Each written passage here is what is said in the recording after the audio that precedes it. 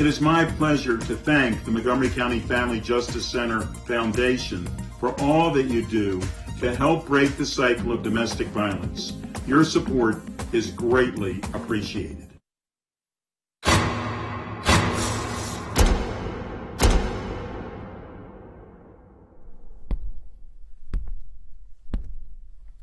Very much. We are back from recess. Good afternoon, ladies and gentlemen. This is a public hearing. We have 9 public hearings, oh, by the way. This is a public hearing on a special appropriation to the county government's FY20 operating budget, COVID-19, Human Services and Community Assistance non-departmental account, support for COVID-19 response in the amount of $10,500,000 for Montgomery County Food Security Fund, an amendment to the FY20 operating budget resolution 19-128, section G, FY20, designation of entities for non-competitive award status, Greater Washington Community Foundation. Action is scheduled immediately following this hearing. It is my understanding we do have speakers for this hearing. Ms. Kennedy, would you please introduce it? Thank you very much, Mr. President. Yes, we do have 3 speakers for this public hearing. Each will have 2 minutes apiece to state their testimony, and we will begin with Judith Clark.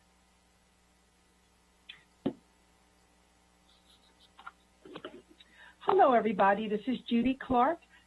Thank you, Council President and Council members. I am the founder and CEO of Women Who Care Ministries, and we're grateful to be a nonprofit in Montgomery County for nearly 20 years. I've never been so proud of a county, and I'm so proud of the way we come together to solve common problems and to create viable solutions that work for everybody. And I absolutely wouldn't want to live in any other county.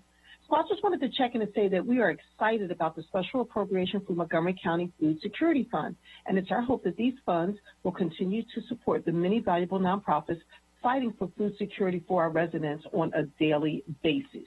And just to give you an update of where we are, as many of you know, our primary operation here at Women Who Care is providing food to families, especially children, through our weekend meal program.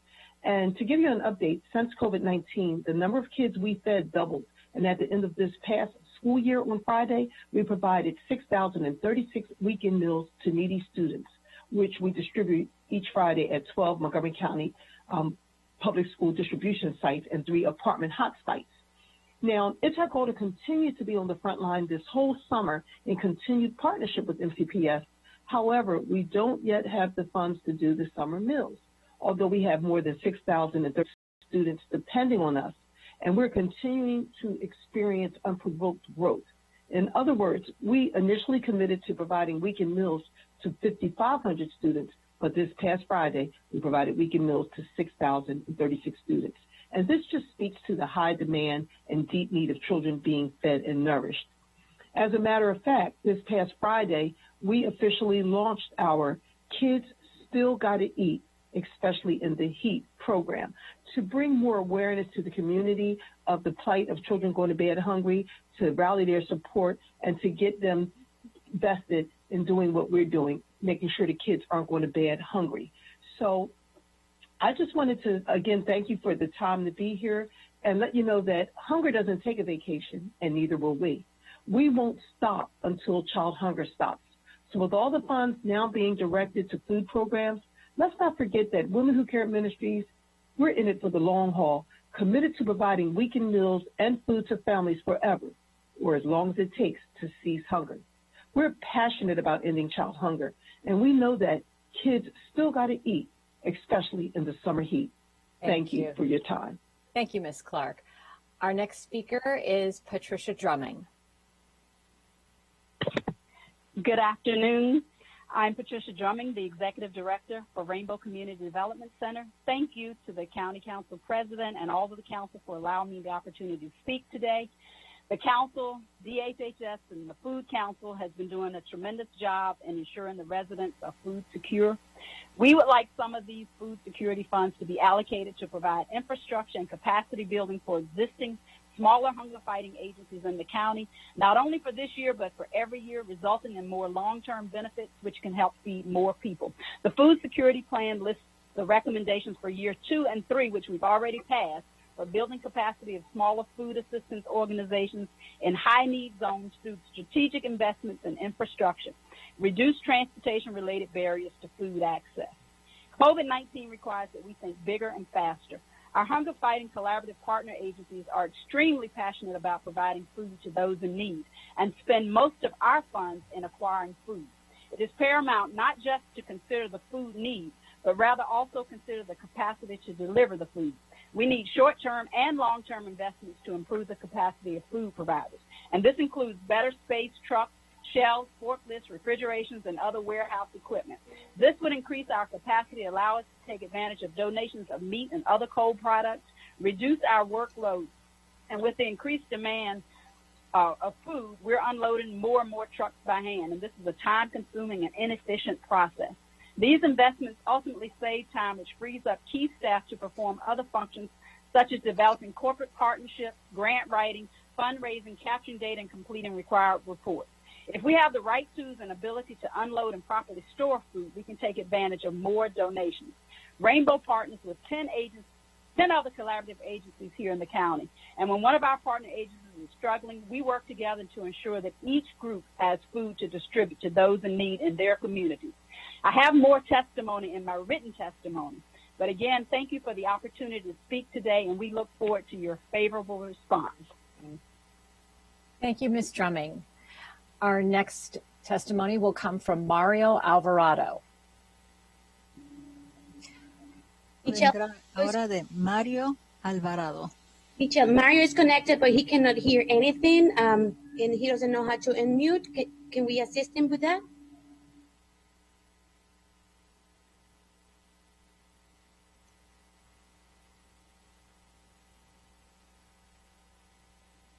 Still cannot hear. Unmuted. He's talking. Can you hear him? He needs to get closer to the microphone, I think. Se tiene que acercar más al teléfono. Mario, ¿no lo están escuchando? Tiene que acercarse más y darle espacio a que lo traduzca. Todavía no se escucha, todavía no se escucha. Todavía no se escucha, Mario.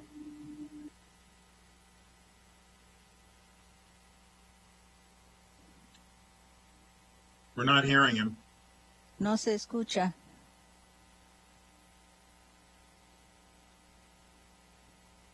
No se escucha. Is his phone muted? His personal phone might be muted? El teléfono personal que usted tiene está... He seems to be connected, but he cannot hear us, and we cannot hear him. So I was wondering if it's muted from there. He's gonna call back, Michelle. I'm talking to Michelle. And we're gonna try to reconnect him and have him call back, if that's okay with you. Yep.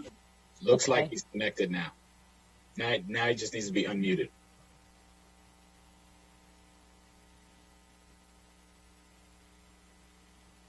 Can you tell him to unmute? Se puede... Now he can hear us. So Mario, trate de hablar a ver si nosotros le escuchamos. El sonido no está puesto. There it is. Yep. Ahora sí, más alto. Ahora sí, Mario se le está escuchando. Ahora empiece su testimonio, hable corto para dar espacio a que se le traduzca. Sí. Bueno, muy buenas tardes. Mi nombre es Mario Alvarado, de Fundación INCAEF. Yes, good afternoon. My name is Mario Alvarado from the INCAEF Foundation. Estamos muy contentos de que estén tratando de aprobar estos fondos. Estamos totalmente de acuerdo en estos fondos que quieren ustedes aprobar. Yeah, we're very happy that you're trying to approve these funds. We're completely in agreement that these should be approved. Nosotros recibimos de parte del condado un grant de $60,000, el cual repartimos ya a más de 800 familias. En miembros totales de la familia son más de 3,000 personas a las que se les entregó una canasta básica que puede subsistir una persona por 8 días con esa canasta. We received from the county a grant of $60,000, which allowed us, we distributed it to 800 families, which amounted to over 3,000 individual people. And each one of these grants to these families bought them a canasta or basket of food that would be sufficient for 8 days. Estos productos fueron productos sólidos como ser productos que consumimos la comunidad latina. Estas personas con esta semana que pueden subsisten muy bien y cada canasta tiene 65 libras en total de comida cultural latina. Okay. These baskets contain items that are specifically the foods that we Latin Americans eat. Each basket amounts to 65 pounds of food that is culturally appropriate for us. Es por eso que, bueno, les pedimos que por favor sigan tomando en consideración esto. Tenemos ya una lista arriba de 2,000 familias en espera porque están llamando. Tenemos el testimonio de una señora que íbamos a entregarle a un apartamento, pues nosotros vamos a entregar las canastas a sus casas. Y una señora cuando íbamos a entregar la canasta, pues eventualmente se la quería arrancar al voluntario que llevaba la canasta por la necesidad que se tiene en la comunidad. Yeah, we thank you for continuing this. We need these funds. We have over 2,000 people on a waiting list. They are calling us and calling us. We have testimony, for example, of a woman who we take the basket to the people in their homes, and we were taking this basket to this woman in her apartment building, and she was so desperate to get it, she virtually grabbed it from the volunteer. Sabemos mucho de la necesidad de la gente y pues bueno, pedimos a todo concejal que nos quiera acompañar a una entrega de esta canasta, ya que todavía poseemos casi 200 para entregar, que son las últimas, que quieran acompañarnos y vean la realidad de la gente, de la necesidad real que hay. Esta gente no tiene dinero para transportarse ni para el bus, entonces por eso nosotros se la llevamos a sus casas. Es la gente más necesitada que tenemos en el condado. We know a lot about the needs that these people have, and we would be happy if any of the council members would accompany us. We still have 200 of the last baskets to deliver, and the people to whom we are delivering these, they don't have money to pick them up. We have to deliver them. They don't have money for bus. So if you would like to come with us, we'd be delighted to show you this. Bueno, solo quería terminar con eso y darles las gracias por tener la iniciativa y trabajar por nuestro condado. So I just wanted to say this to you, and thank you for taking this important initiative and continuing to support us from the county, for the county. Thank you. Thank you, Mr. Alvarado. Gracias, señor Alvarado. Mr. President, that wraps up the speakers for this public hearing. Thank you very much. Thank you to all the speakers. Gracias a todos los presentadores. This closes the public hearing. Council Member Juando, please. Thank you, Mr. President, and thank you to all the community members who are all providers doing a great job in different parts of our community to ensure that everyone is food secure. I would like to before I start, I guess I can do this at the beginning. I'd like to offer an amendment to this resolution, and in paragraph 7, to change the dollar amount for the seed funds for the Community Foundation from up to $500,000 to reduce it to up to $300,000. In addition, in the action section, bringing the total of the operating expense down to $10,350,000, and all references to the non-competitive grant from that are referenced to $500,000 to move them to $300,000. That's my motion, Mr. President. Then I'd like to make a few more remarks. Second. It's been moved and it was seconded by Councilmember Albanaz. Back to Councilmember Juando, please. Thank you very much. And I'm really pleased that we're moving forward with this. I'll be brief. I really thank my colleagues, all of them, particularly Councilmember Albanaz. But this is a full council action to seed funding for not only our critical food security needs, but to really leverage and create a public-private partnership, creating the Montgomery County Food Security Fund. This, we all know, as we've heard through testimony and all of us through our individual and collective efforts, there is a significant gap required to address our food security needs, and it's getting worse, not better, and it's going to be a long-standing issue as we address immediate needs, but also the resiliency and infrastructure of our food system here in the county. Our Food Security Task Force estimates that over the next 6 months, we'll need upwards of $40 million to provide the meals and the food distribution to residents that is going to be needed to keep them food secure. In my conversations with many residents and nonprofits, they've been hit very hard from this pandemic, and this food security is certainly at top of the list. I think this appropriation is a very innovative public-private partnership that will leverage our dollars from corporate, but also individuals and philanthropic partners to address the gap in resources and raise funds. At the same time, it will support our restaurants that are in need, that it can help us prepare meals, our farmers that are already stepping up and helping with table crops and help to increase that, and our food banks like the Capital Area Food Bank and Manna Food Center, who are doing such great work in our community.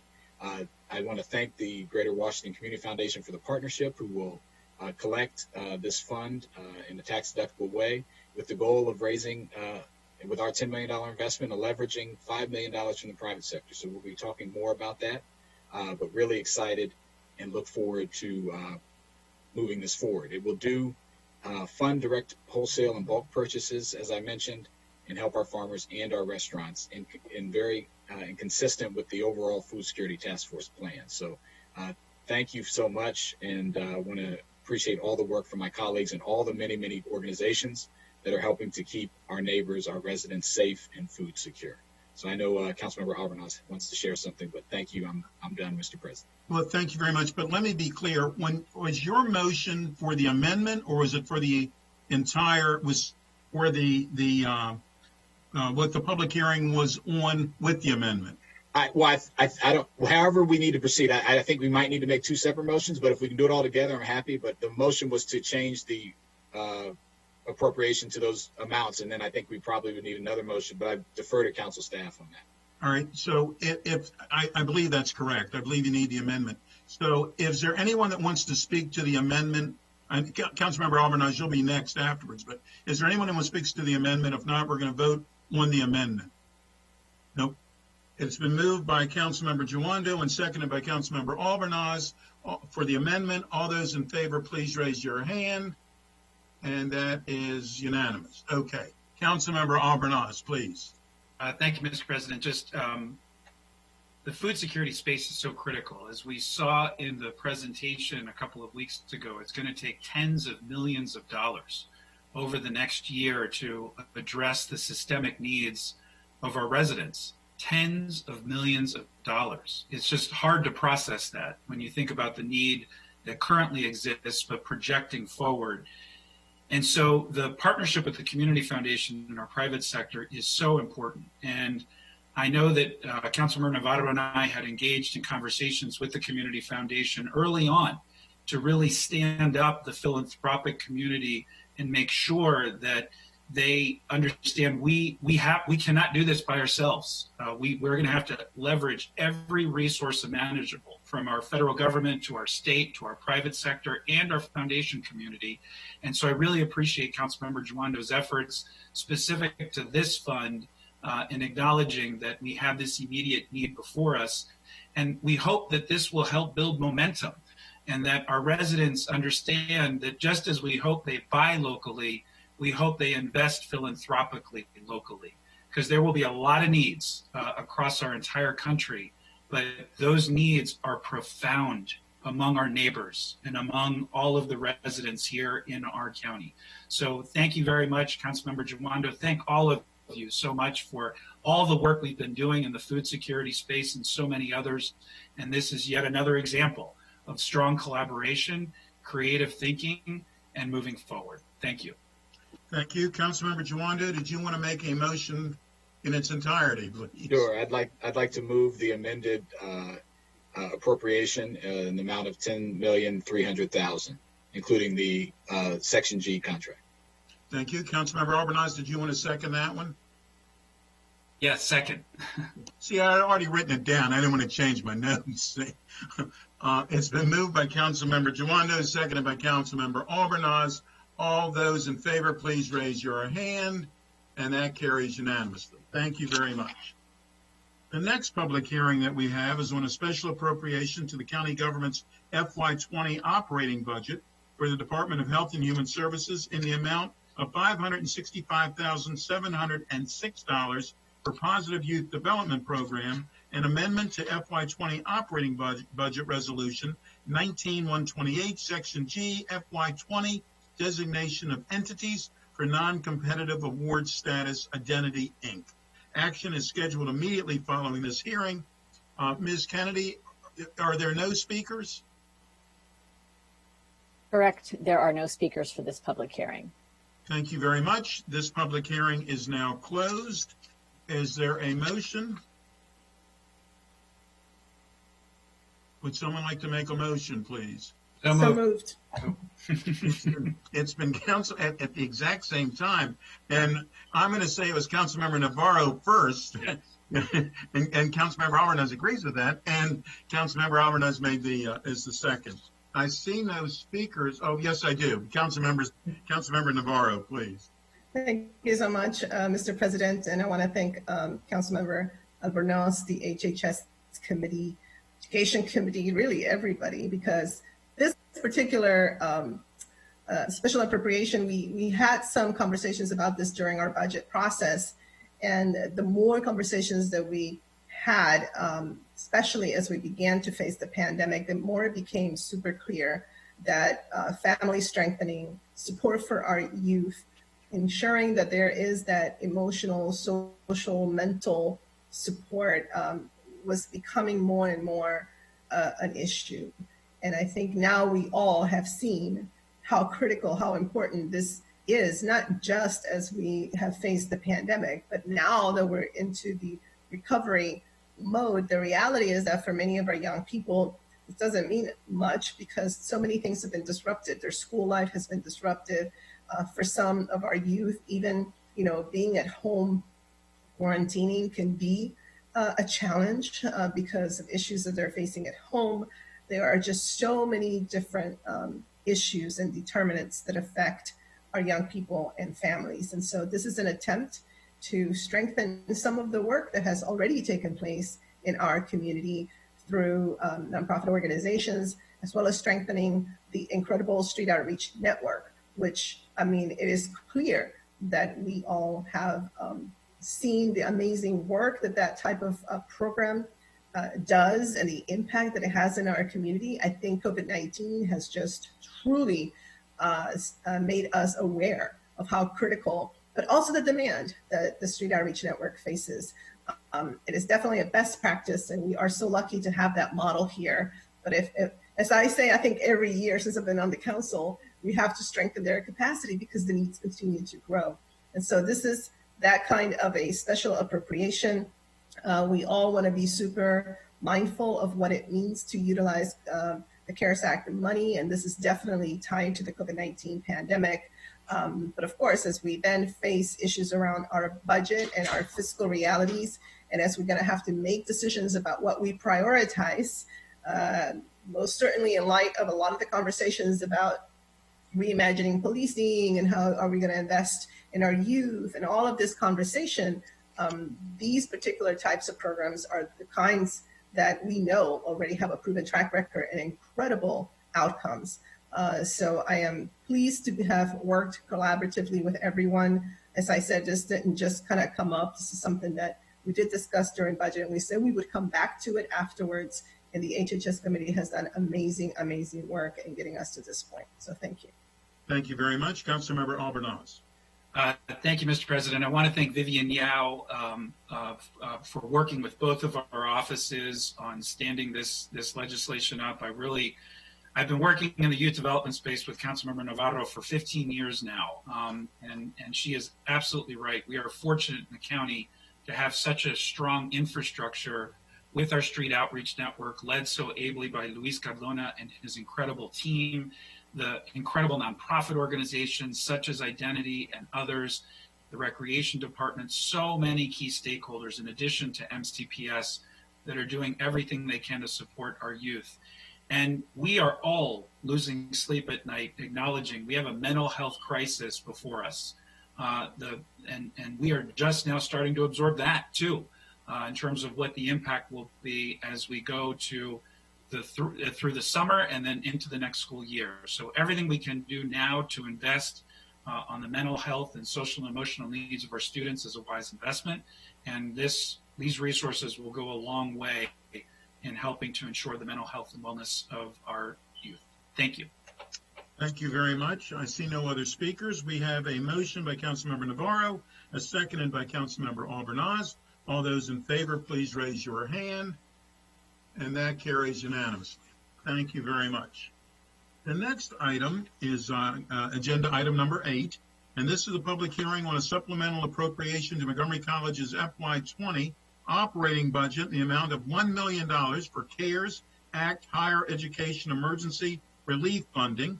Action is scheduled immediately following this hearing. Ms. Kennedy, I don't believe we have any speakers. Do you agree with that? That is correct, sir. Then we will close this public hearing. And Councilmember Rice, did you? Yes, I'd like to move the special appropriation for $1 million for CARES Act Higher Education Emergency Relief Funding. Is there a second? Second. It's been seconded by Councilmember Friedson. I see no other speakers. Is that correct? Okay. All those, it's been moved by Councilmember Rice, seconded by Councilmember Friedson. All those in favor, please raise your hand. Councilmember Friedson was a little early on that, and it carries unanimously. Thank you very much. The next item is item number 9, and this is a public hearing on special appropriations to FY20 operating budget for Montgomery County Public Schools in the amount of $123,000 for the Verizon and Innovative Learning Program grant. Action is scheduled immediately following this hearing. Ms. Kennedy, no speakers, am I correct? That is correct. No speakers. We will close the public hearing, and we need a motion. So Councilmember moved. Rice, seconded by Councilmember Friedson. There's no speakers for as a council member? No council member wanted to speak. All those in favor, please raise your hand. And it carries unanimously. Thank you very much. Next is item number 10.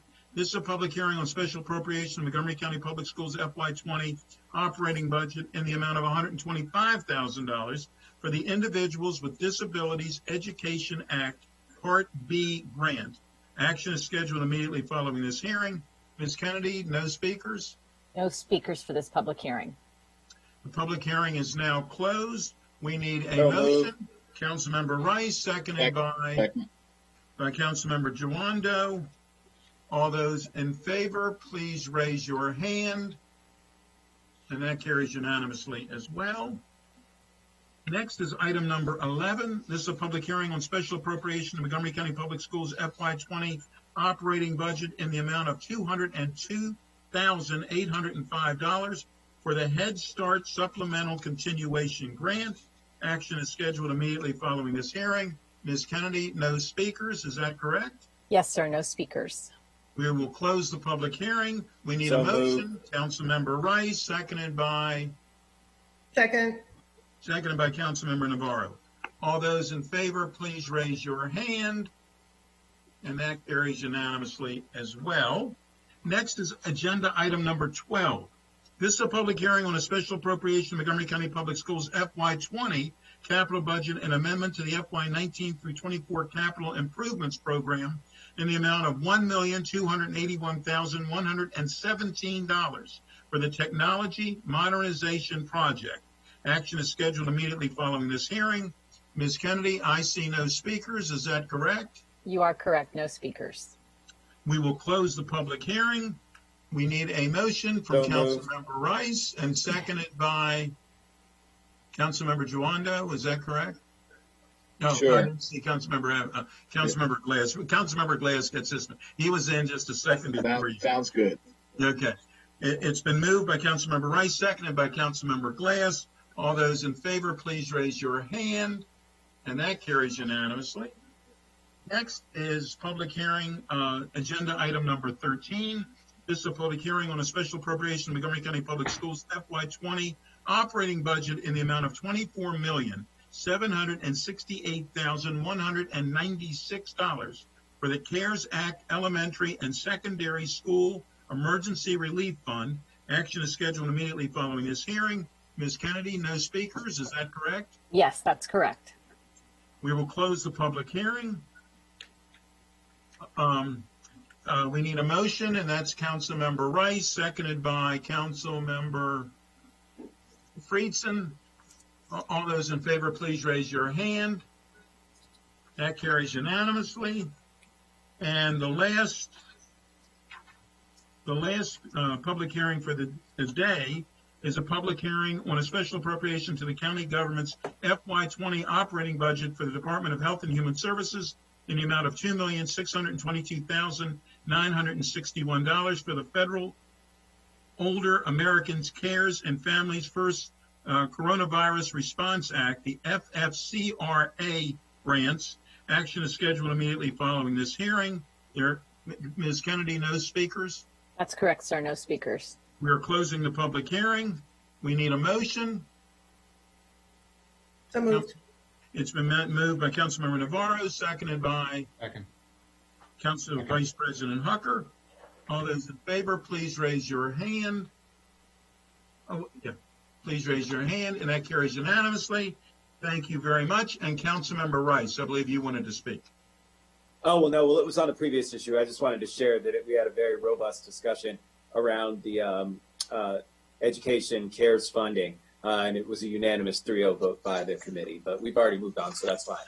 I'm sorry, I was slow seeing your request. I apologize for that. Okay, next we're moving on to, I think I'm moving on to the right one here, 1450.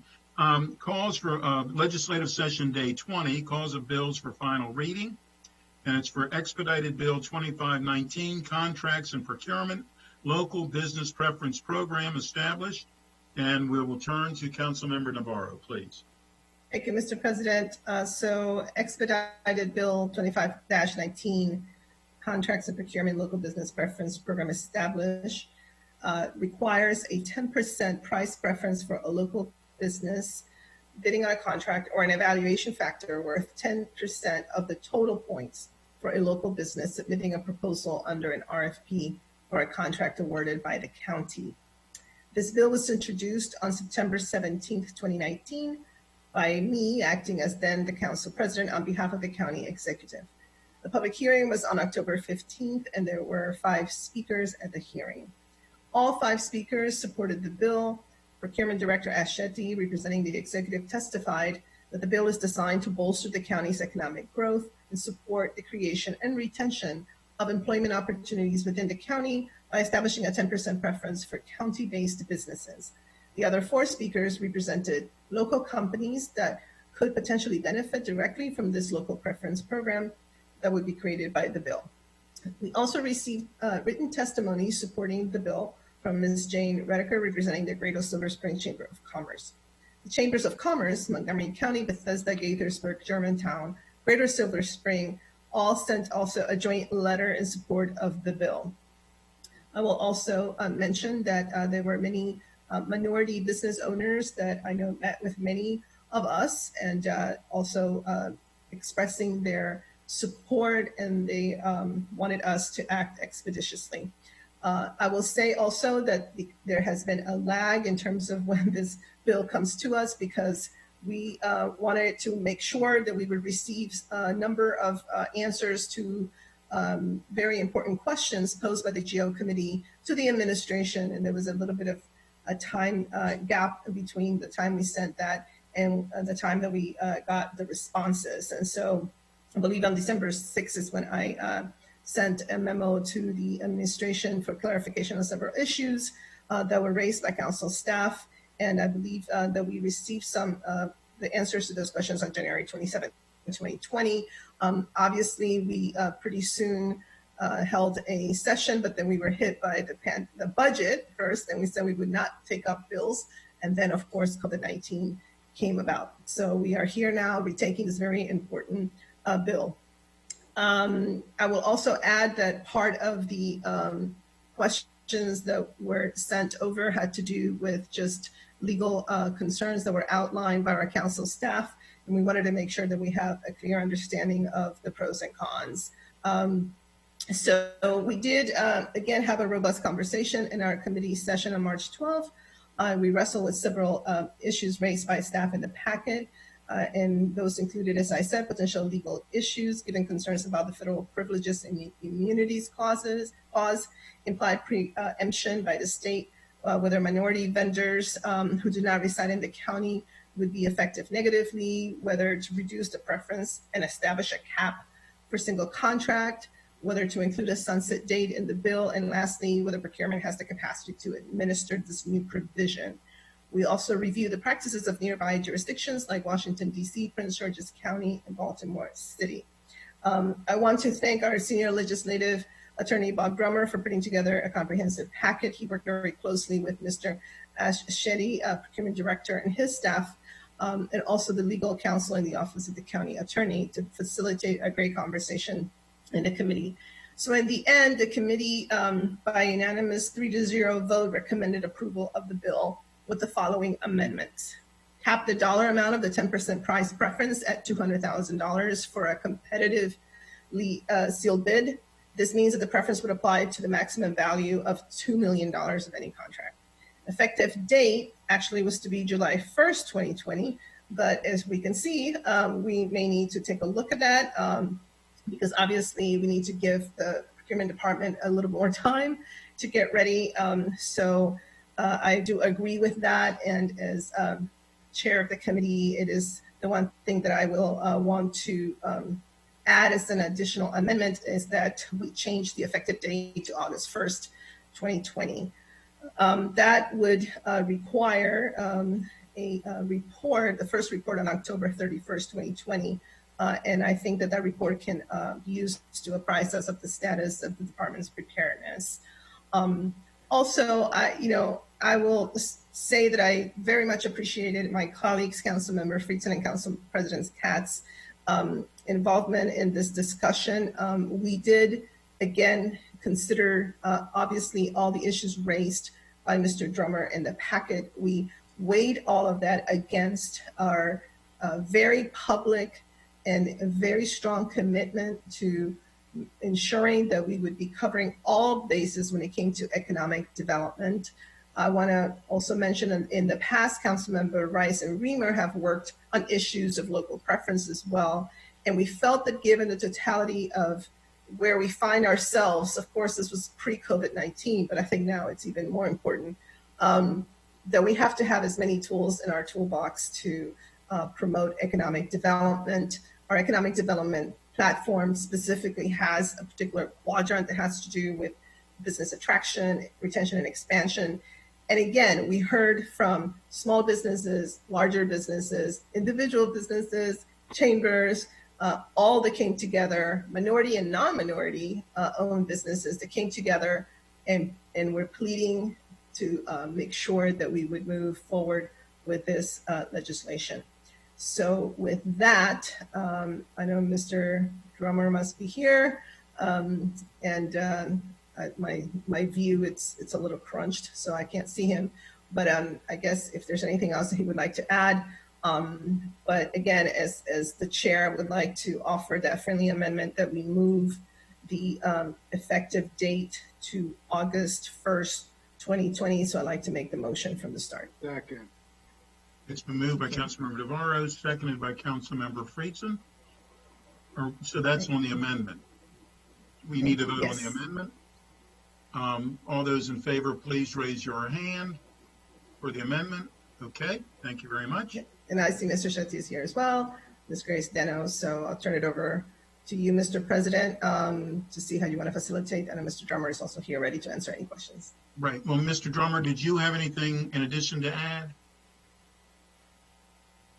No, I just wanted to make sure that you move the effective date. The August 1st date is the date that procurement tells us they can be ready.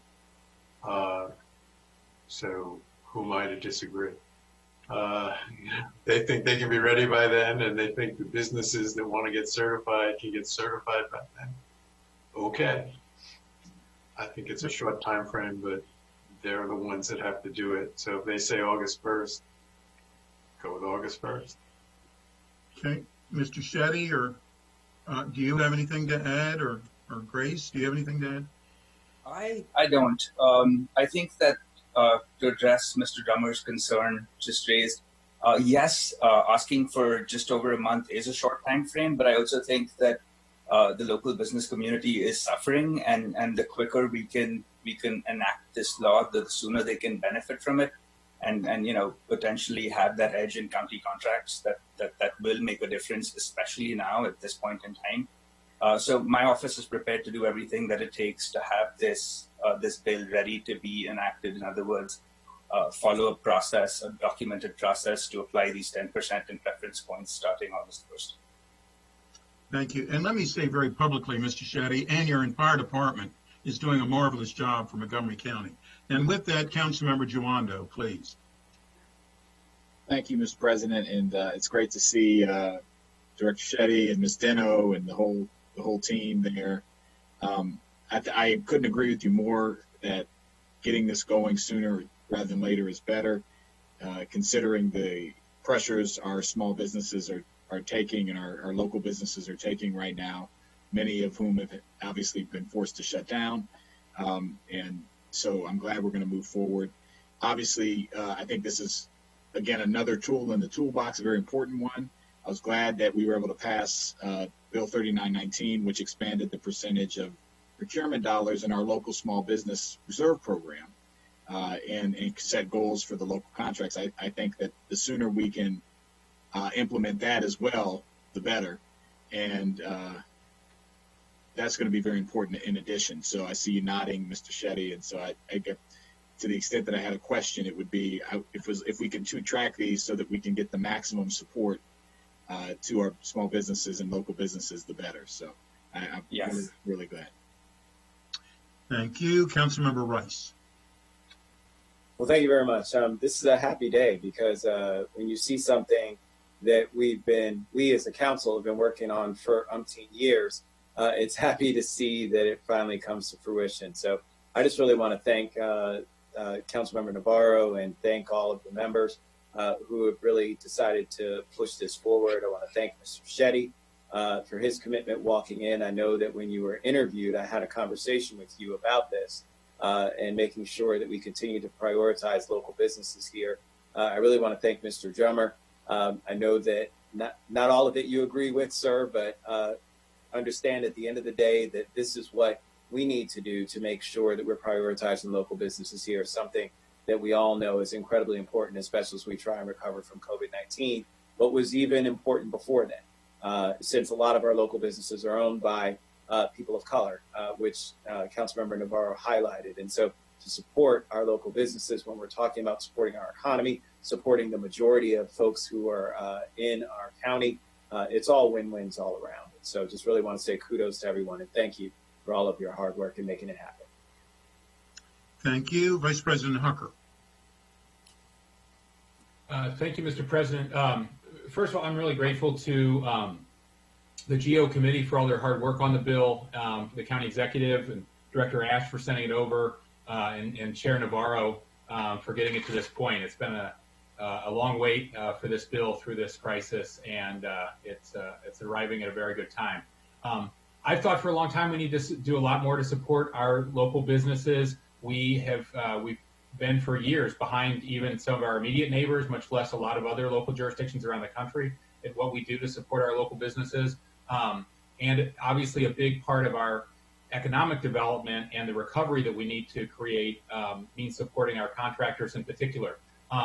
I've spoken to Mr. Shetty about this, and I look forward to continued work on this. I don't want to hold up the bill, but I want to just raise a concern about the way the county defines the principal place of business in the regulation. As it's defined in the number 2, it because of the focus on the not where the employees work, it can be interpreted to exclude businesses that have a large number of employees outside the county but are headquartered here. There's many contractors, construction and other ones, who might get a large contract in another county and have a great large number of employees working temporarily in another area, and they could see themselves not qualifying as local business during the pendency of that contract. And also, even a company like Marriott, that we all understand to be a local company, probably, I imagine, has more employees in New York, where they might have many more hotels than they do at their headquarters in Bethesda. So I do think we need to relook at that in the regulation, but I certainly don't want to hold up the bill. So look forward to continued work with all of you and Director Shetty on that, and grateful that we're at this point. Thank you very much. Councilmember Friedson. Thank you so much. I appreciate it. Echo all the comments that have been made. Share the concern that Councilmember Hucker raised. We talked about this at length during the committee work session. I worked on this prior to that when some of our local businesses raised this particular issue. I know Dave Coons from your office was in on a number of those phone calls and involved in those conversations with my office as well, and Councilmember Navarro's staff and her office. And so I do think that we have addressed the issue substantially, and appreciate it being raised again here to make sure and confirm what we did at committee, which feels like it was a long time ago, because frankly it kind of was, both in world experience and in time. But a couple points here. First of all, I echo the comments about Director Shetty, you in particular, and your team more broadly. I really appreciate your leadership on this particular issue and just throughout this crisis and leading up to this crisis, and rethinking the way that we do our business in county government and do business with business in county government. I think the way that you conduct contracts, the way that you procure contracts matters. I think it sends a significant message to what you value with your dollars and with your time and with your processes. And I think it's a really critical role. And I think you have added a level of creativity and professionalism and outside the box thinking to this job. And your department has been working overtime and then some during this crisis in particular to do yeoman's work and just incredible and extraordinary efforts. And I'm grateful. I know many of our local businesses are grateful, and our residents are grateful. In terms of this, I appreciate Councilmember Navarro indulging in a number of the significant legal and procedural questions that this brought forth. And I think if we didn't do things that gave concerns to our lawyers, no business would ever bid on a contract, and no contracts would ever be able to be moved forward and bid upon. So I'm glad that we were able to work out some of those issues and move forward. And I think, ultimately in so many other areas, there are questions of preemption. There are questions of what the county's role is. And we move forward and we take the risk, and we take the risk because we value what the underlying goal of the interest is. And, in this case, it's that the tie goes to local businesses. And that's what this bill is really about. That's what this local preference is really about, that we give the benefit of the doubt to local employers who are keeping our friends and neighbors' livelihoods, up to where they are, that are providing the wages that our families in Montgomery County need. And, both literally and figuratively, ties going to our local businesses is a very important message for our county to be sending always, and especially as our business community and economy has experienced what it has over the past several months during the course of this crisis and the challenges that has created for our local workforce. So proud of the work that we're doing here in collaboration and coordination with the executive branch. Very grateful for all the work of the procurement department, and I share the fierce urgency of now. It may not be a lot of time for usual moments, but we're not in a usual moment. And if we've proven anything. It's the desperate need, the mandate to move forward faster than we ever have in local government. We've done that in so many different areas.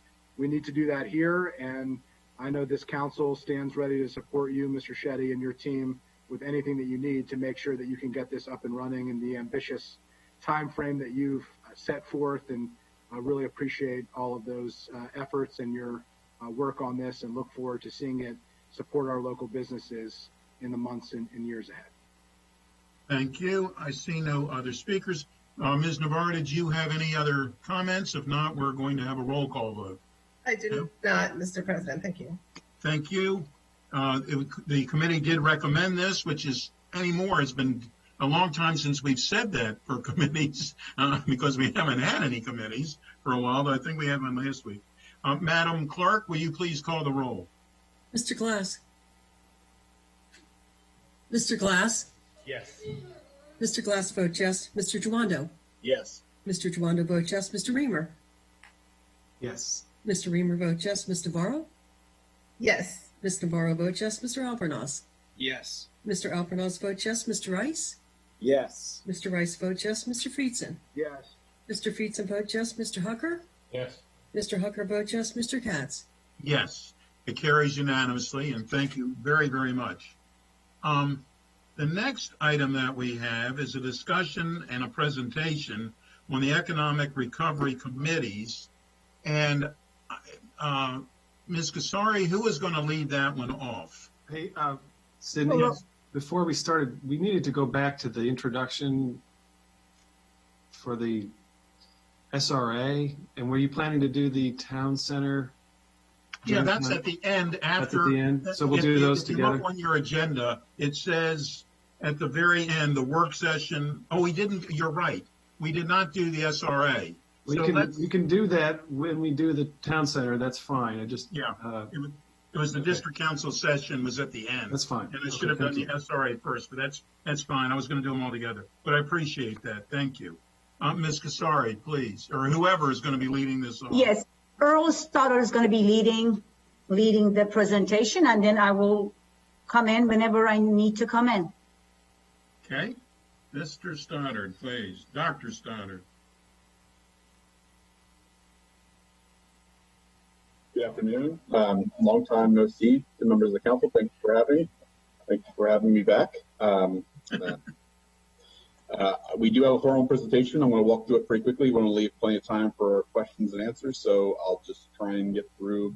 There's some introduction I want to make sure that we get, so I am going to share my screen today. Or maybe not. Hopefully I can share my screen.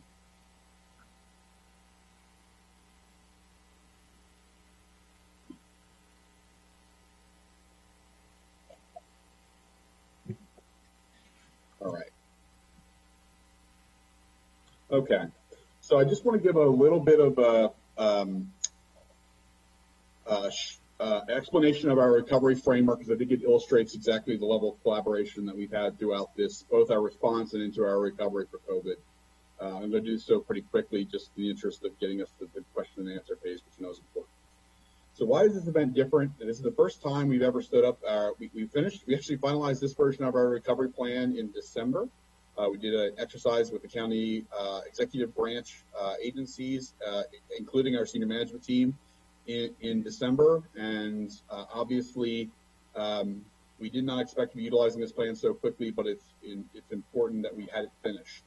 And I do want to give credit, because I think it's really important to understand that a lot of the work that we did in developing this recovery plan comes directly out of the work and recommendations made by the county council after our Arla Street response. And I know it's hard to make the parallel between these two kinds of events, but I think that event certainly illustrated to us that we needed to do a better job in the post-disaster arena, particularly in collaborating with our nonprofits and other agencies. And so this recovery effort is a reflection of that unfortunate incident and the lessons that we learned from it. So it goes to show that we are trying to improve throughout our response. So this is unlike the magnitude of this response is the most exhaustive and longest lasting in modern Montgomery County history. I'm sure that there have been previous events in the long history that predate any of us. that go into the complexity that this event has faced, but obviously we've had to learn on the fly how to do this. Recovery from most of events that we face, snowstorms, storms in general, are smaller, require less resource coordination, and are handled under our county's emergency operations plan. In COVID, however, many of the impacts will be significant and still, frankly, largely unknown as it relates to the economic impacts that we're going to face for a long period of time. And so we had to make sure that we had a framework that recognizes that reality. There are many different areas of community needs, and this is not an exhaustive list by any stretch of the imagination. It's just a list illustrating the diversity of issues that we are likely to face. There are racial equity concerns as it relates to COVID-19 and the economic impacts of COVID-19. There's issues of continuation of government operations and services. There are public health impacts, both new and old, in terms of things that existed before COVID and things that have been either exacerbated by or certainly further illustrated by COVID. We've got issues of housing sustainability, again, not a COVID-specific issue, but an issue that has certainly been exacerbated by COVID-19. Economic losses and sustained limitations on the economy based on the measures we've had to enact to either close businesses down or restrict the amount of economic flow that can go through those businesses, and impacts on our education and childcare development systems based on having to protect students by keeping them out of the traditional classroom environment for an extended period of time.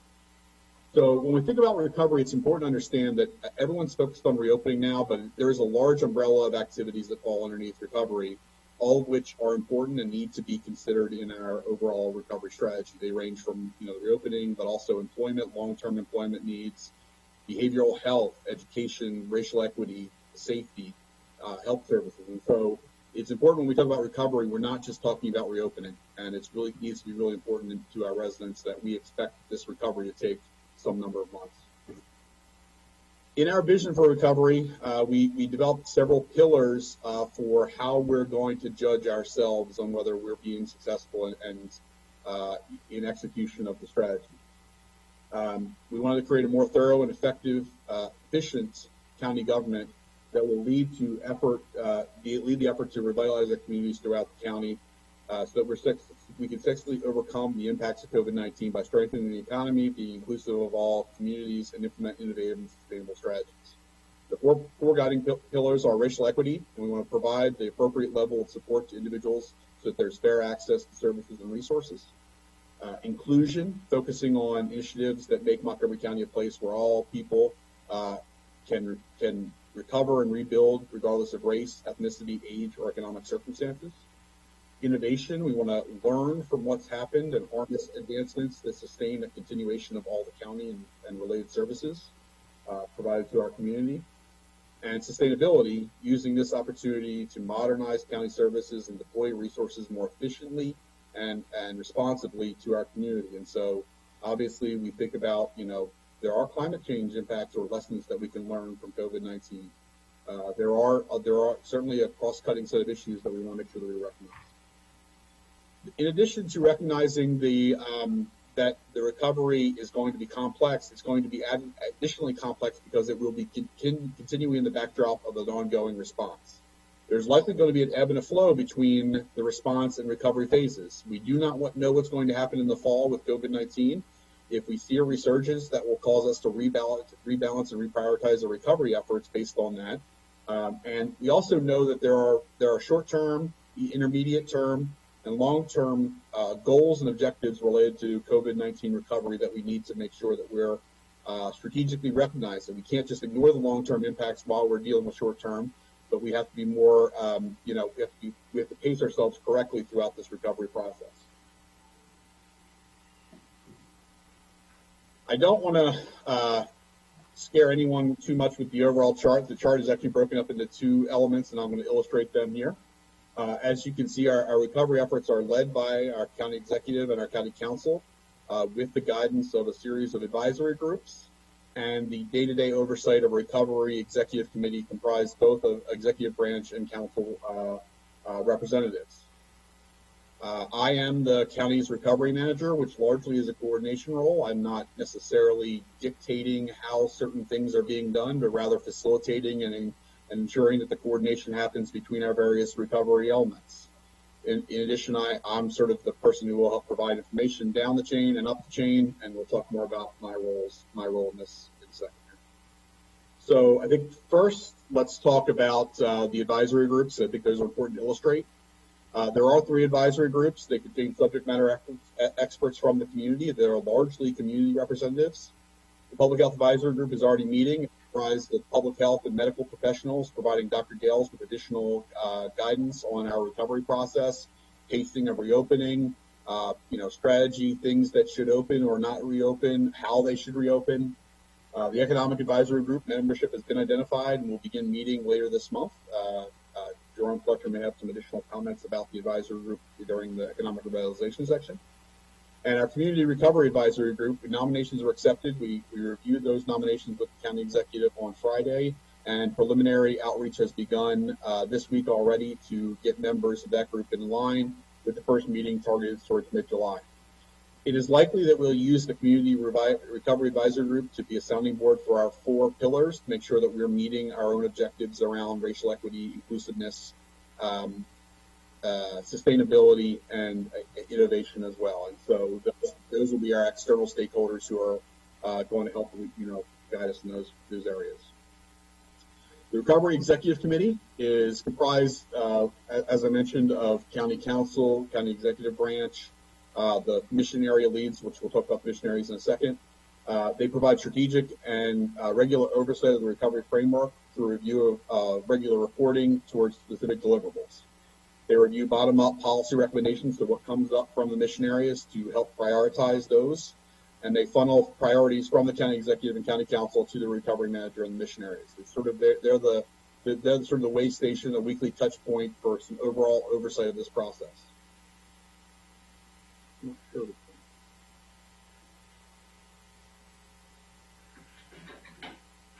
Someone started sharing their screen. I'm not sure.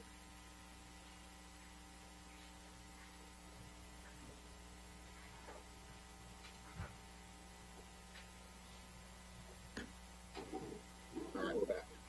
And I think the one key thing, and we talked about this in the beginning, is that during the state of emergency, recovery policy will be very heavily guided by the county health officer and associated public health guidance, meaning that we will not move forward with various reopening activities, and recovery will be guided by public health principles while COVID-19 remains a threat, which we expect to be the case at least through the end of the year until we have a vaccine. Then obviously recovery priorities may shift as COVID-19 shifts.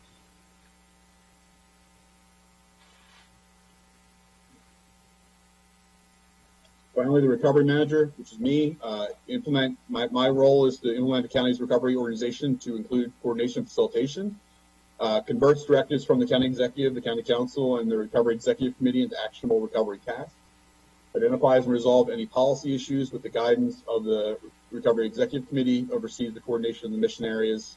I also coordinate with state, council of government, and federal resources as needed, and I provide updates like I'm doing right now to the county executive, county council, our partners, and media and the public. And now we're going to talk, and this is going to be the nuts and bolts of our presentation. We'll go round robin with the mission area leads to get them to cover just about 5 minutes to give you an overview of what the work is being done. I know obviously members of council are participating in each of the mission areas, so that's an important partnership that we've established. And certainly you'll be aware of the mission areas that you are working in, but obviously you'll get a better sense of the holistic approach. Dr. Stoddard, thank you very much. Let me check with, and I can't see him, so I can't, but let me check with Councilmember Rice. He wanted to speak, and I didn't know whether he wanted to speak after everything or just right after you. So, Councilmember Rice, so I can't see you. At the end, it's fine. At the end, okay, very good. Thank you. Okay. And then, so here are our mission areas. You can see that, each mission area has between 3 and 6 different work groups associated with them, and this will change over the course of this response. We expect that some things will come on, some things will come off as we learn new things. And some of the groups, particularly as it relates to eviction and homeless prevention, are shared between different mission areas, namely housing and health and human services in that case. And so with that, I'm going to start off with Deputy Chief Administrative Officer Kasiri, providing update on the government operations and services. So before I start, just wanted to yield to Councilmember Glass or Navarro, because they've attended all of our meetings, if they want to say anything. If not, I'll just go ahead and start talking. Well, Ms. Kasiri, I think that you can do a really, really wonderful job. This committee, I think, has been extraordinary. It had the first one out of the box, obviously very important task. And I have really enjoyed, participating, as well as the fact that you are taking the recommendations or just observations from the county council members, Councilmember Glass and myself. And I think that I feel very good about how proactive this committee is and how ready it stands. So I would like for you to give the overview, but just wanted to make that comment and really do appreciate your leadership. Oh, thank you.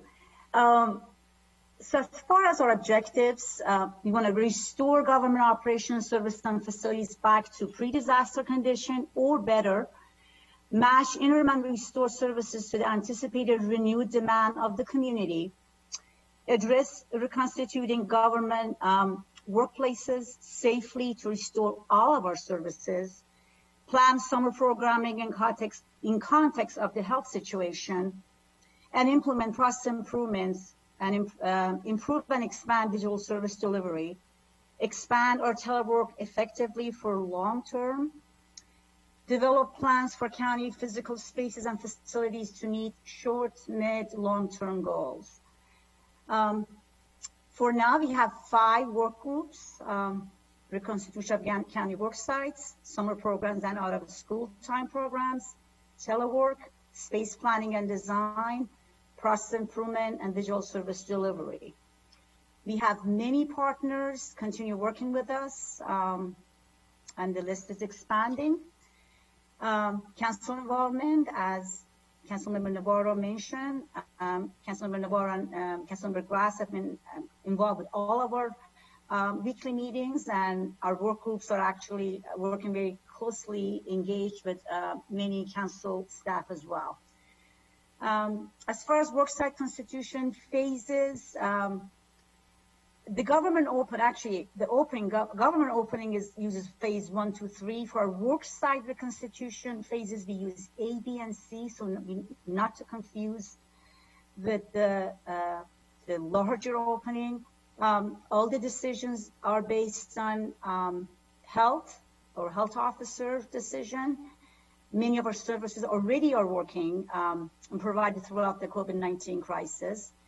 And all the critical assumptions in reconstituting county work sites are basically reducing any of the incremental health risks to our employees and our residents.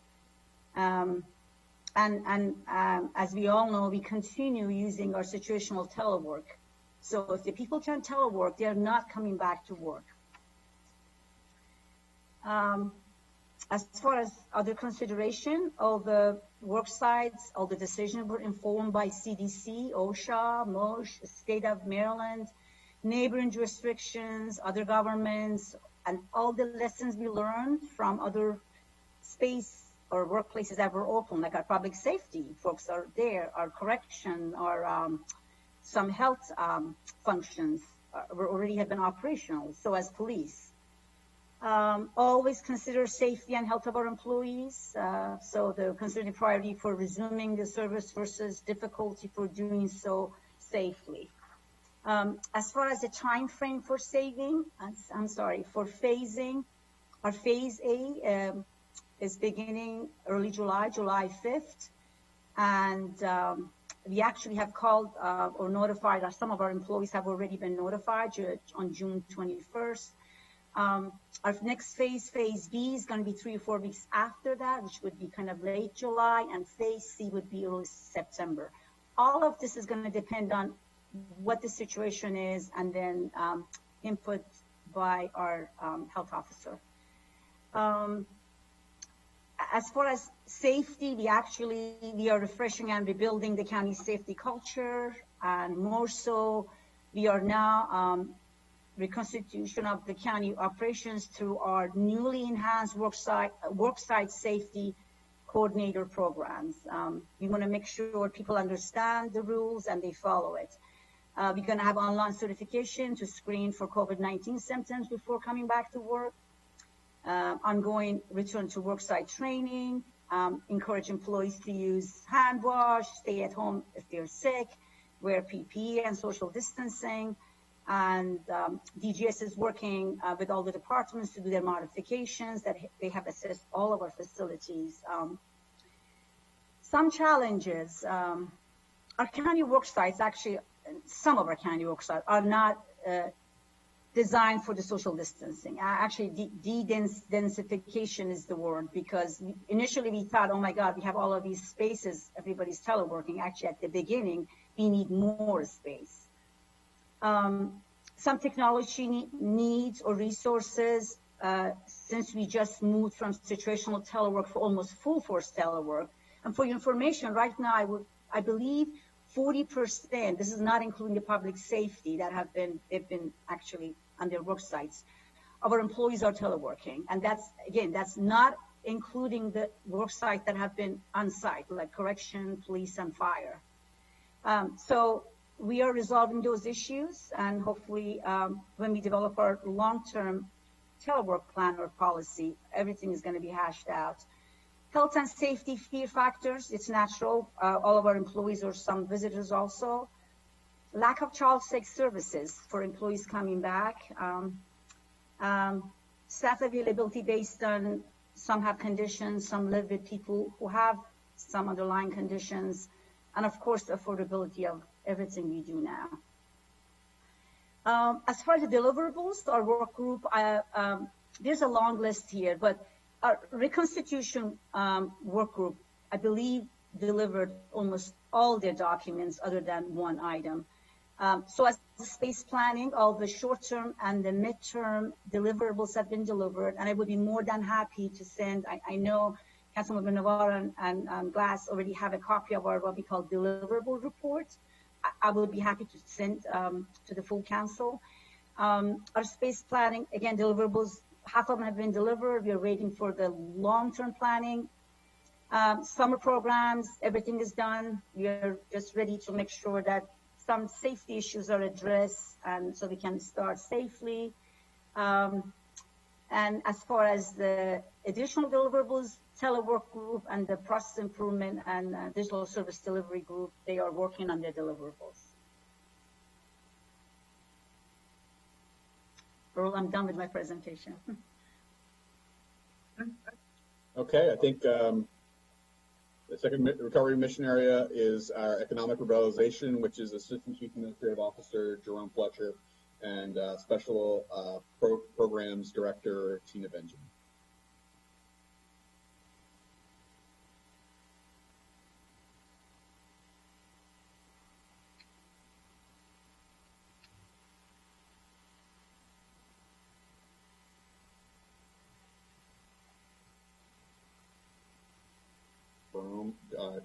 Jerome or Tina, are you on?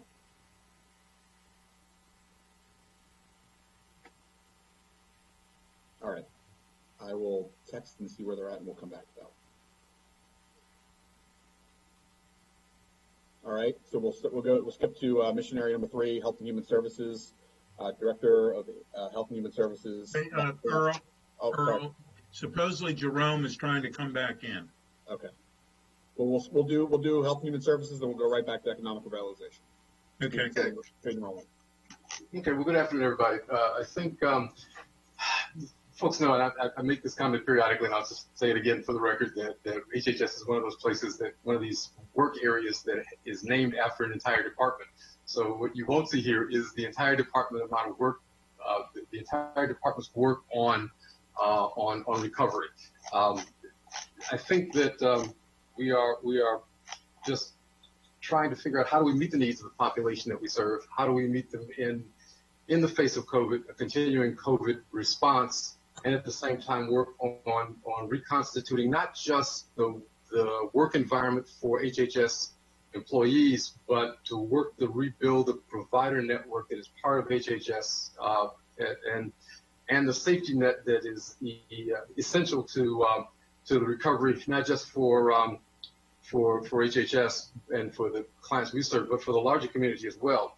I think, to begin with, just as an example, the first area that I want to talk about is early child care and education is one of our mission areas. And the issue for early child care is obvious, that we need to identify the steps to keep the existing child care providers that have been open and operating in during the pandemic, the height of the pandemic, operating, get them to expand programs and get them open and active as quickly as we possibly can, not just for the first responders, but for businesses and for communities and for families that have been off work but now need to return to work, both whether they're county employees or in the larger business community.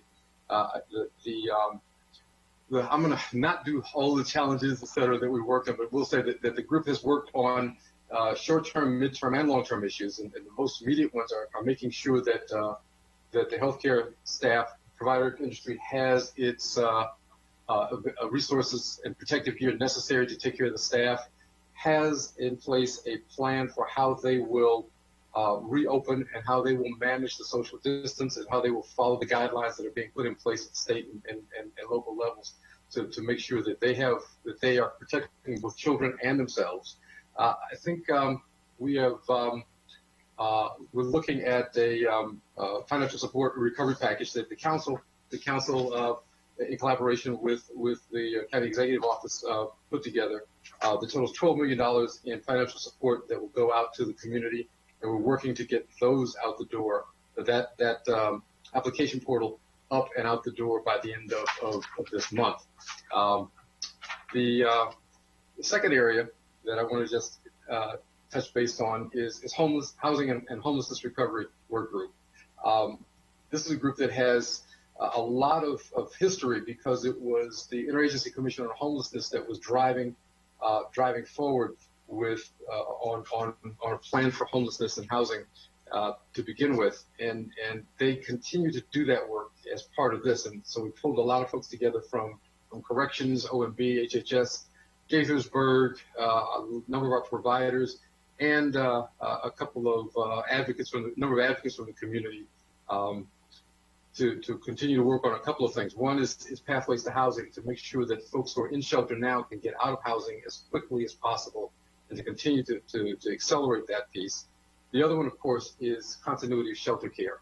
I think that we've had to do a lot over the last several months to expand shelter care and figure out how to put pieces in place that to keep folks socially distant and protected.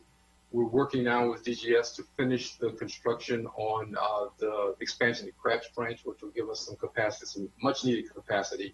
But we've still got some days ahead of us where we have to continue to do supports in hotels for folks who are vulnerable and who need isolation and quarantine, as well as figuring out where and how a longer term strategy for maintaining the shelter system.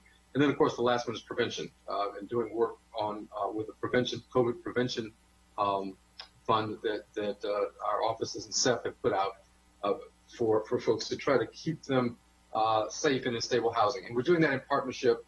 It's a different program than you'll hear a little later from Asim in DHCA, but we are working in partnership across both departments to figure out best strategies for long-term housing and sustainable housing options for folks. I forgot to mention that the Early Care and Education Recovery Group had its roots in the Early Child Care Education Initiative that this council a year ago, in collaboration with the CE, launched. That group never stopped working. They just shifted gears into thinking about how they do the work around in the face of COVID-19. So third group for us is behavioral health and domestic violence. And I think this is where it begins to mirror the work of HHS in the large part. You'll hear me. But I think that the behavioral health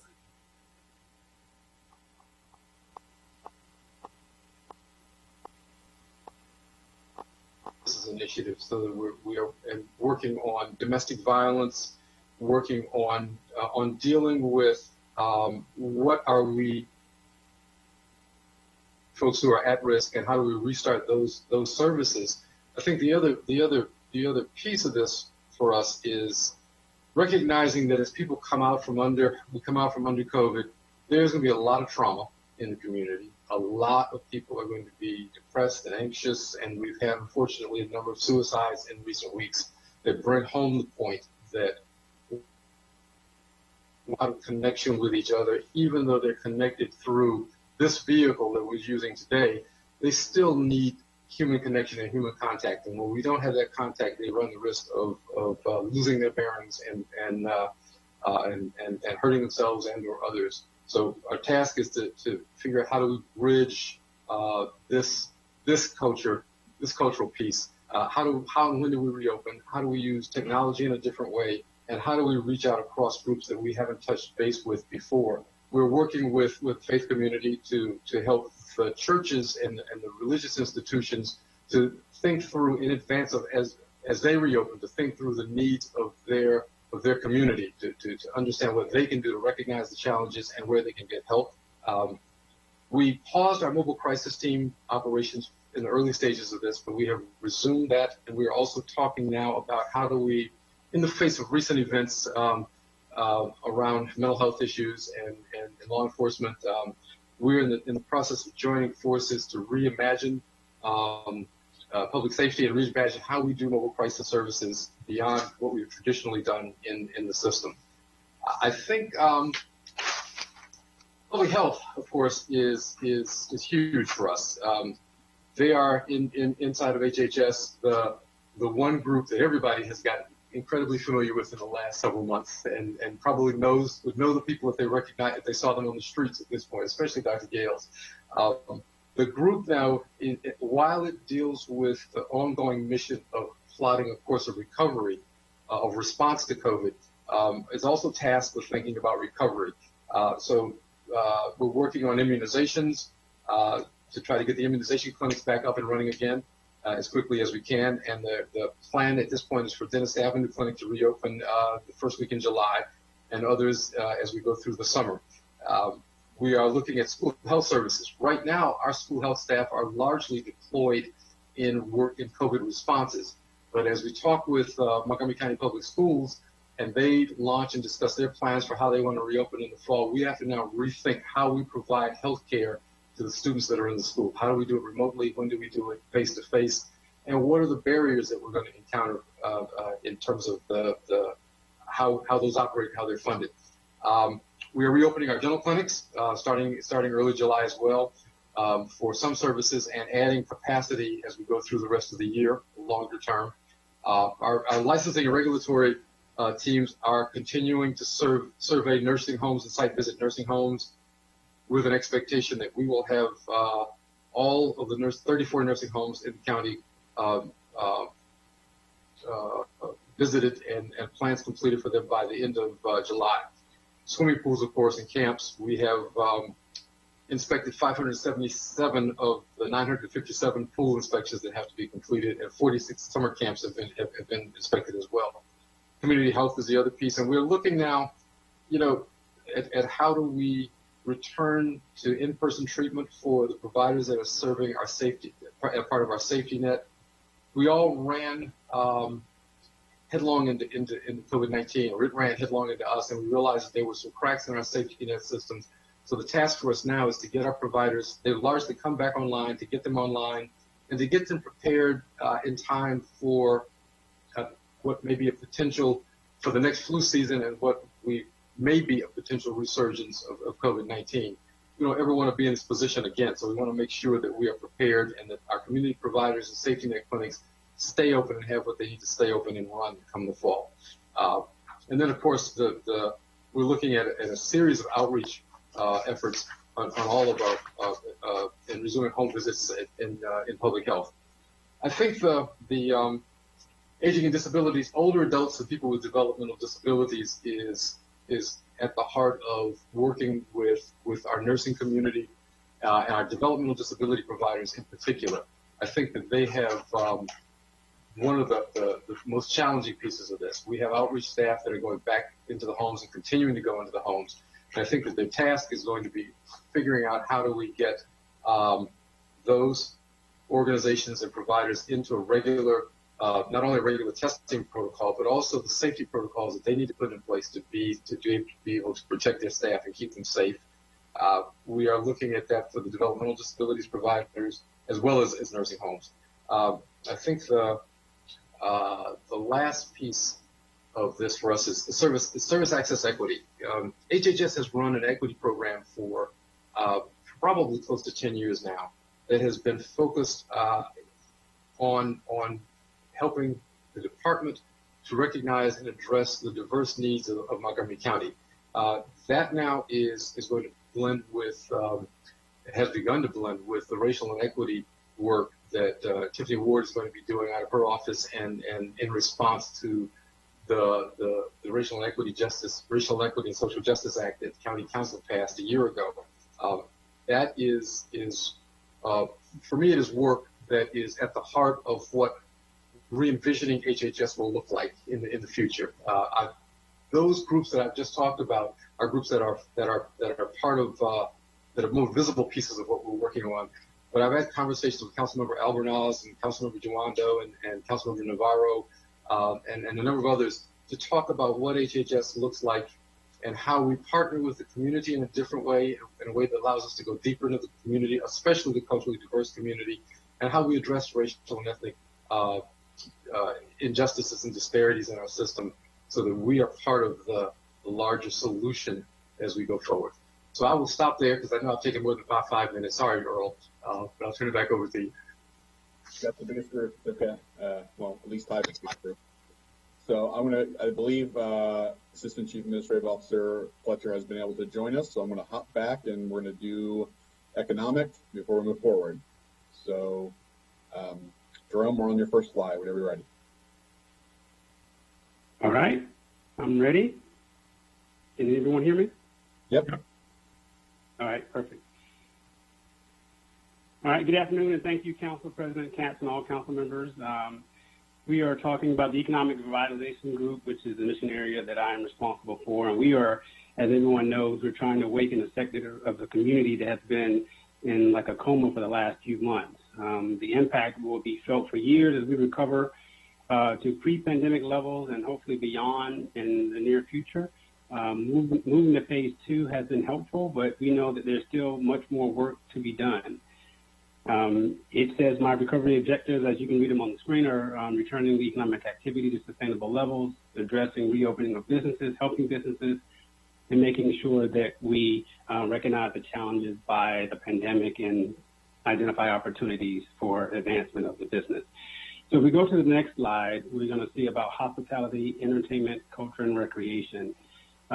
This group is passionate but very frustrated, and that's because these industries felt the impact of the virus first as people began to withdraw from travel and other activities.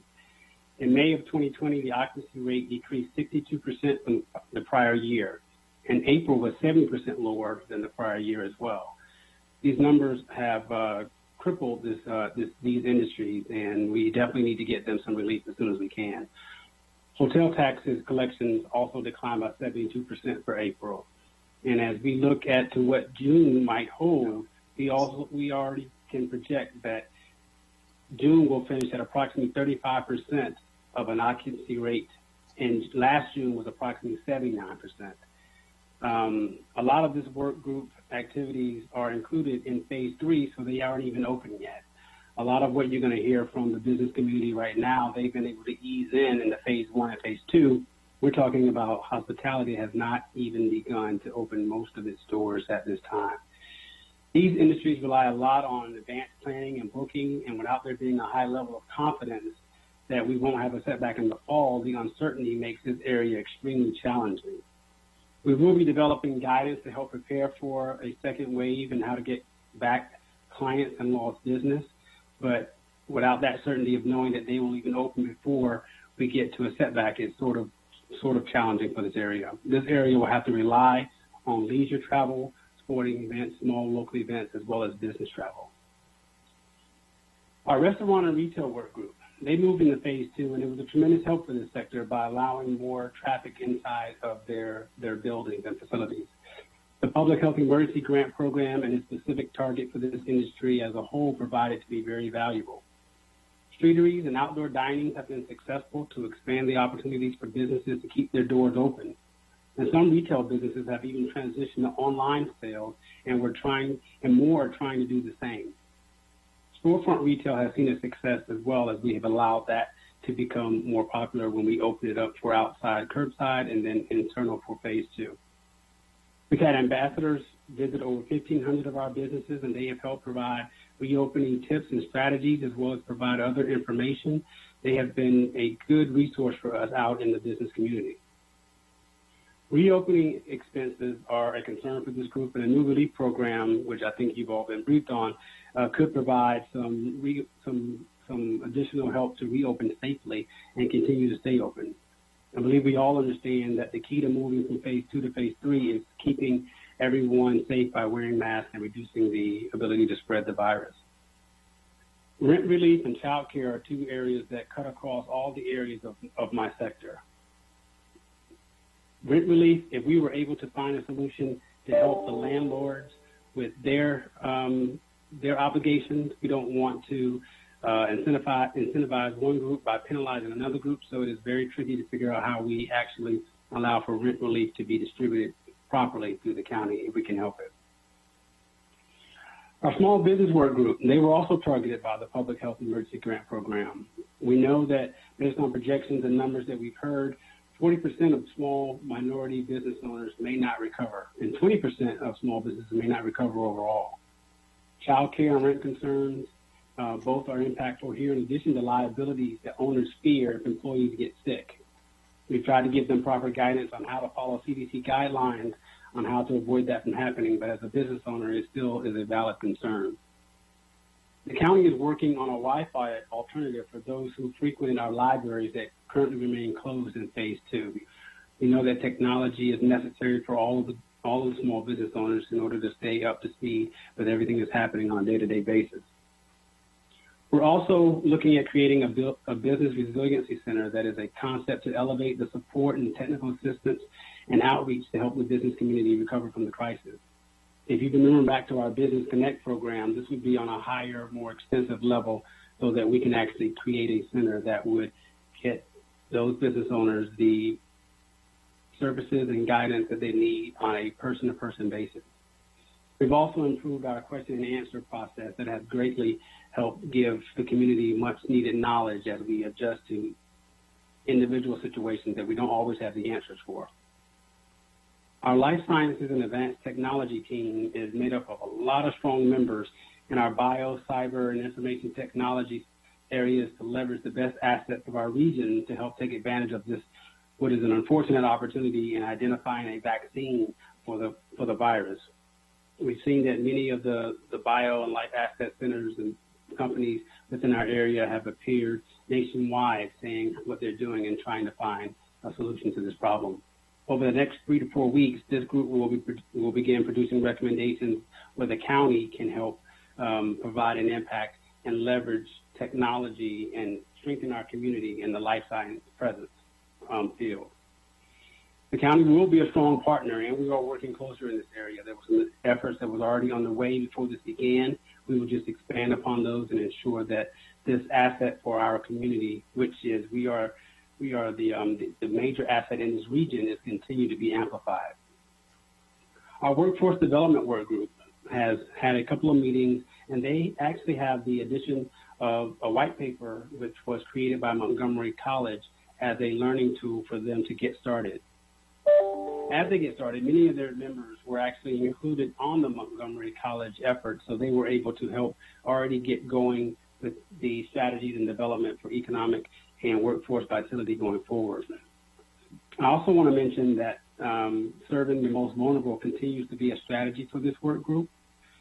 And I also want to make sure that we understand that Workforce Montgomery, Leonard Howey is the leader of this group, and he has done a great job so far of getting everything up and going. And we believe that we're going to be able to show some different areas of improvement for our county so that we can then match the skilling of our community with the opportunities that are available to the public.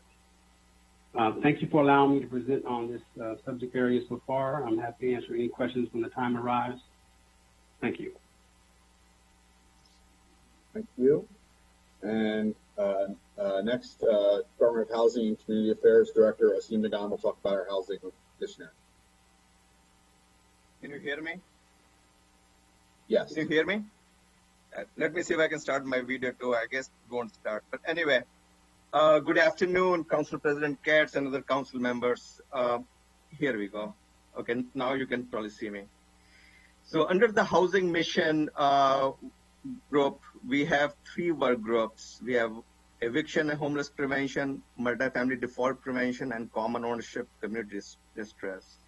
And these work groups, combined, they are comprised of representatives from county agencies, trade associations like AOBA, nonprofits, community legal aid, homeless service organization rep, our commissioner from Office of Landlord Tenant Affairs, our commissioner from common ownership communities, lending community, nonprofit, for-profit, property management companies. So have our diverse, representation in these work groups. That being said, our first work group, if you can go to the next slide. Thank you. Eviction and homeless prevention. This is a joint work group between DHCA and HHS. So we realized pretty early on in the process that it will make sense for both the departments to join hands for this work group, because we have the common denominator, we share the financial resources, and our issues are basically the same. What we have learned so far in these work groups, and by the way, each of these work groups, they have met at least 2 times so far. But what we have learned so far in terms of the eviction is that the rental delinquency, pre-COVID-19 situation was under 10%. Now it may be more like 20%. We're trying to get a better handle on it by doing a limited survey. So if you look at 20%, and we have 90,000 multifamily units in the county, another 30,000 rental licenses, you're talking about 120, 130,000 overall. So it's a big number. It's, 20% will be 26,000 units. So if that's the delinquency rate, but we're trying to get a better handle on it. We sent out a survey in a limited fashion through our trade associations to our nonprofit developers to gauge what the extent of the problem is before we can prescribe a solution to it.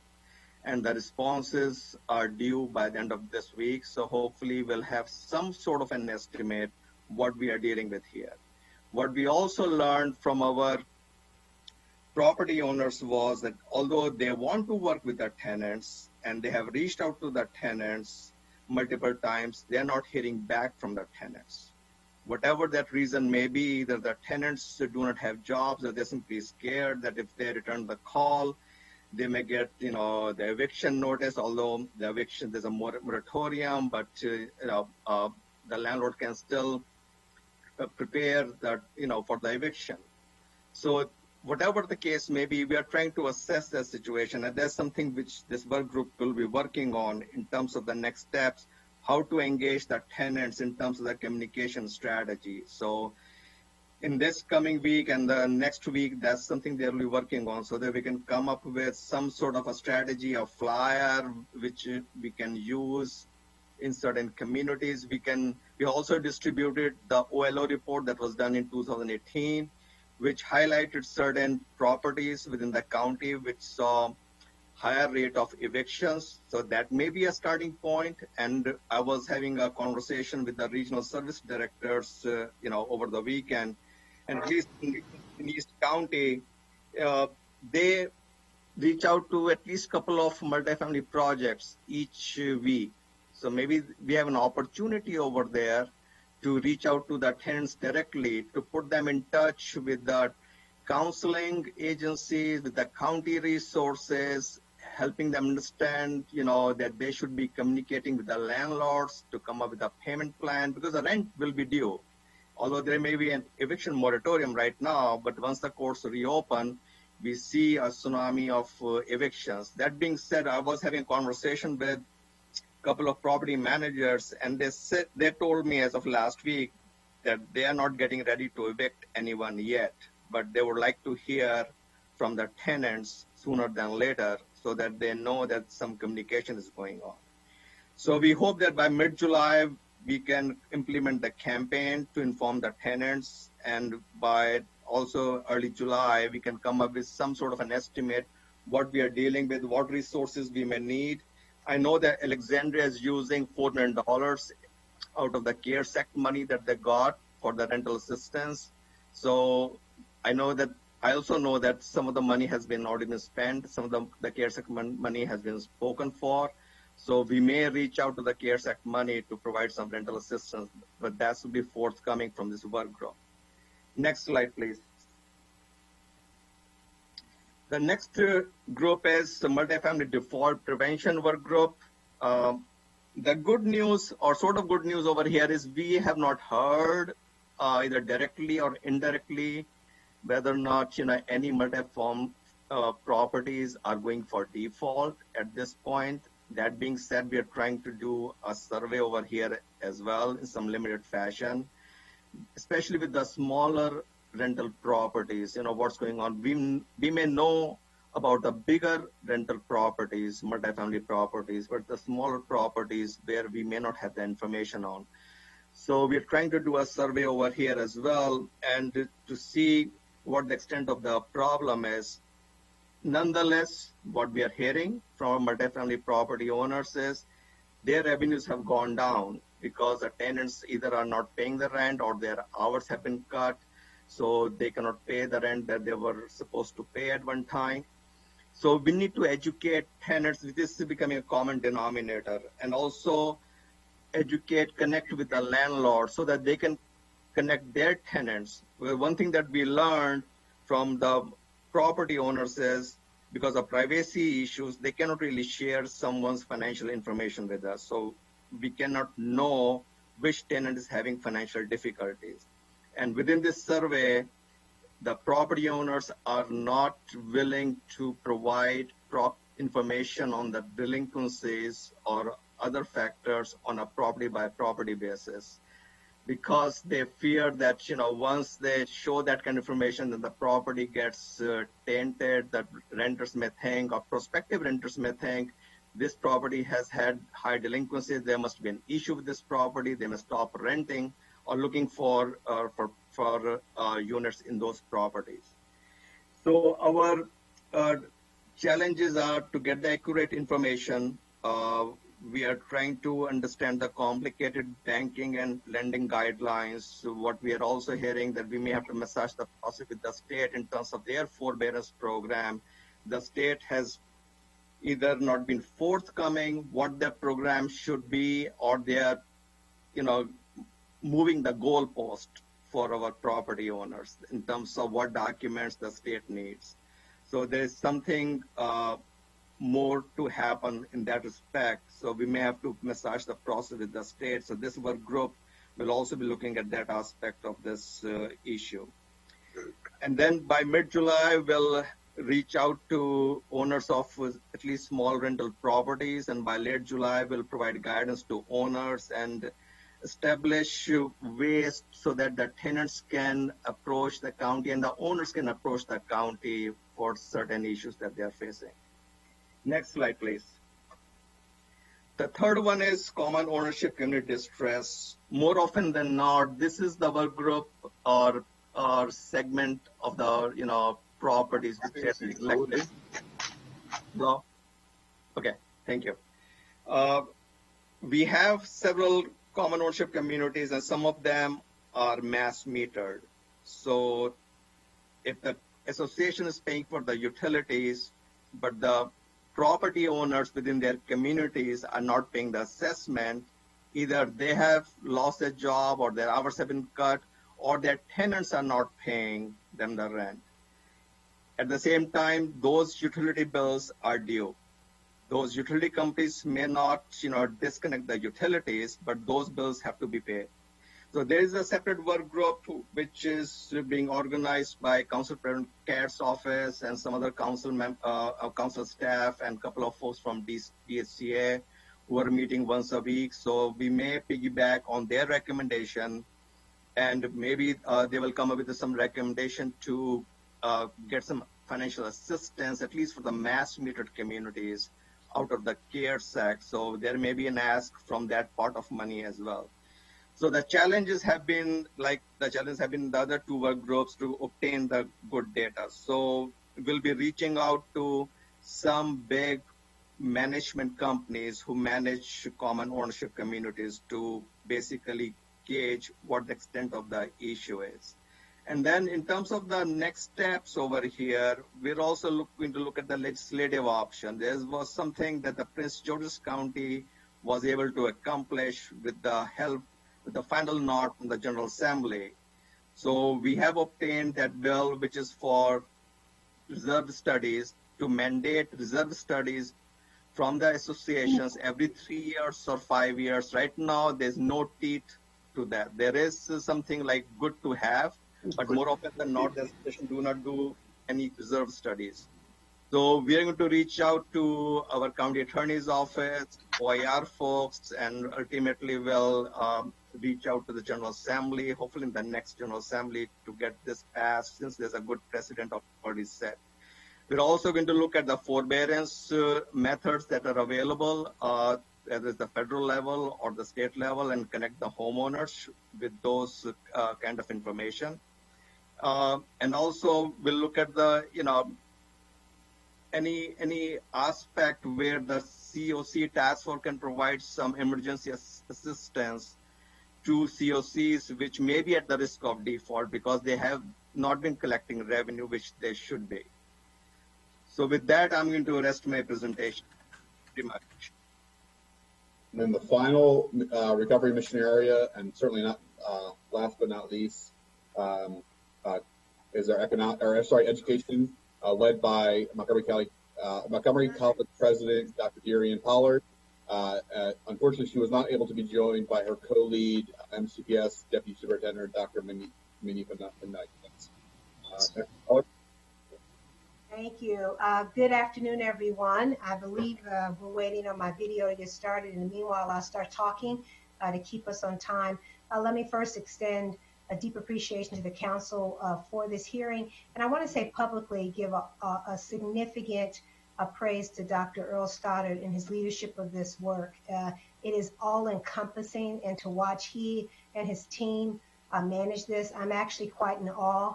I'm learning a whole new vocabulary as well. So I want to thank them for that leadership. And I'll just speak briefly.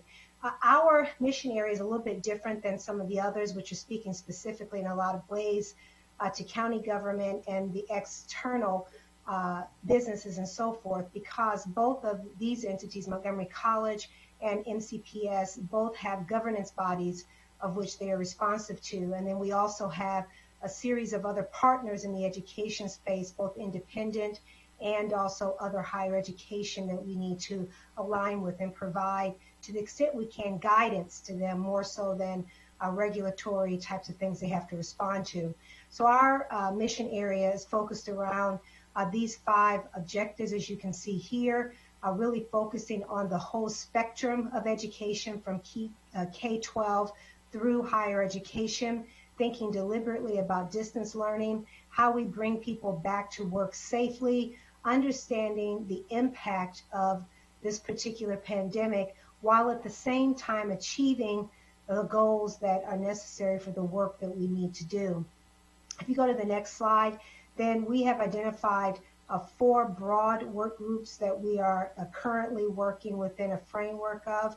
One, the recovery of education, looking specifically at summer and reentry, looking at health and operations, the technology infrastructures that are necessary for this, and then professional learning.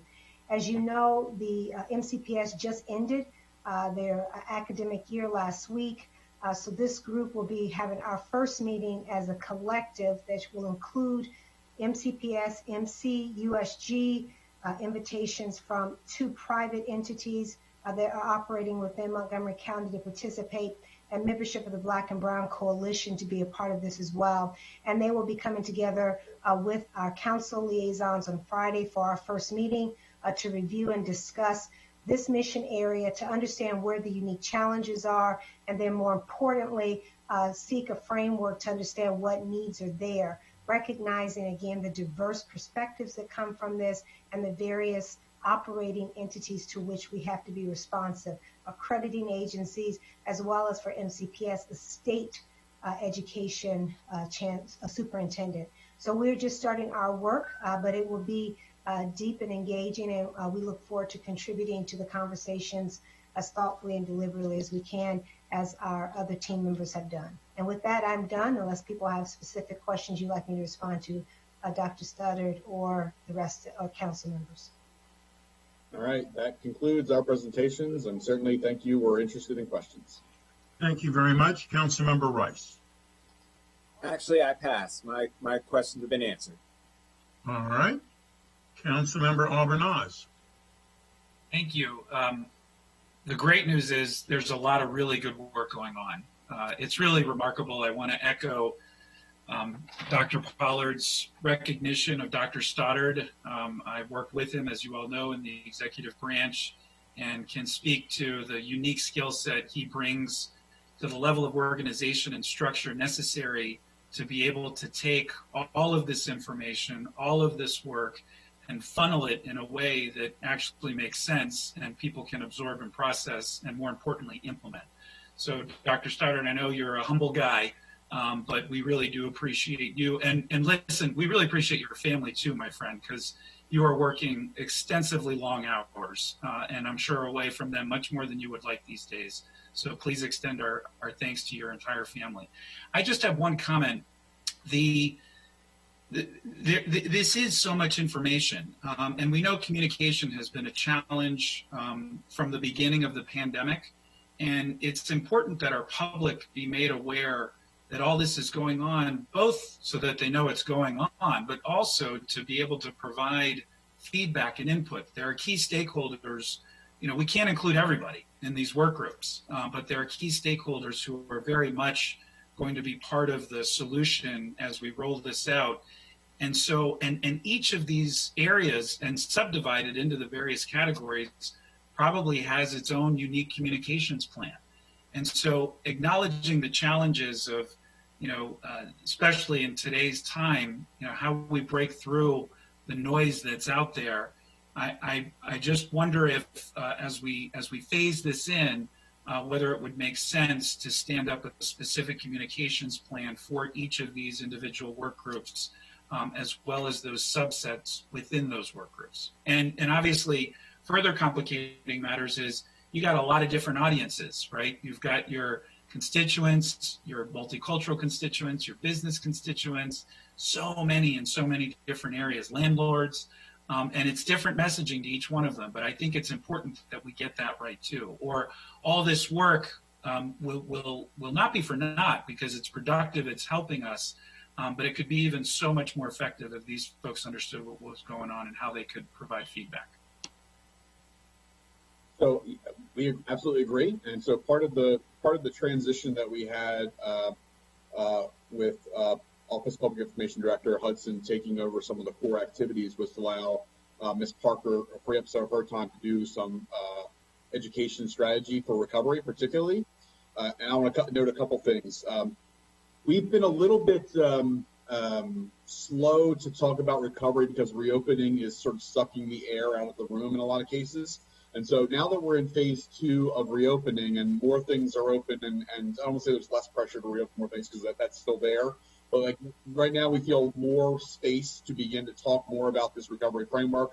That's part of the reason why I wanted to give this sort of us presentation today to cover the framework itself, because I think you're right, very few people realize this is going on.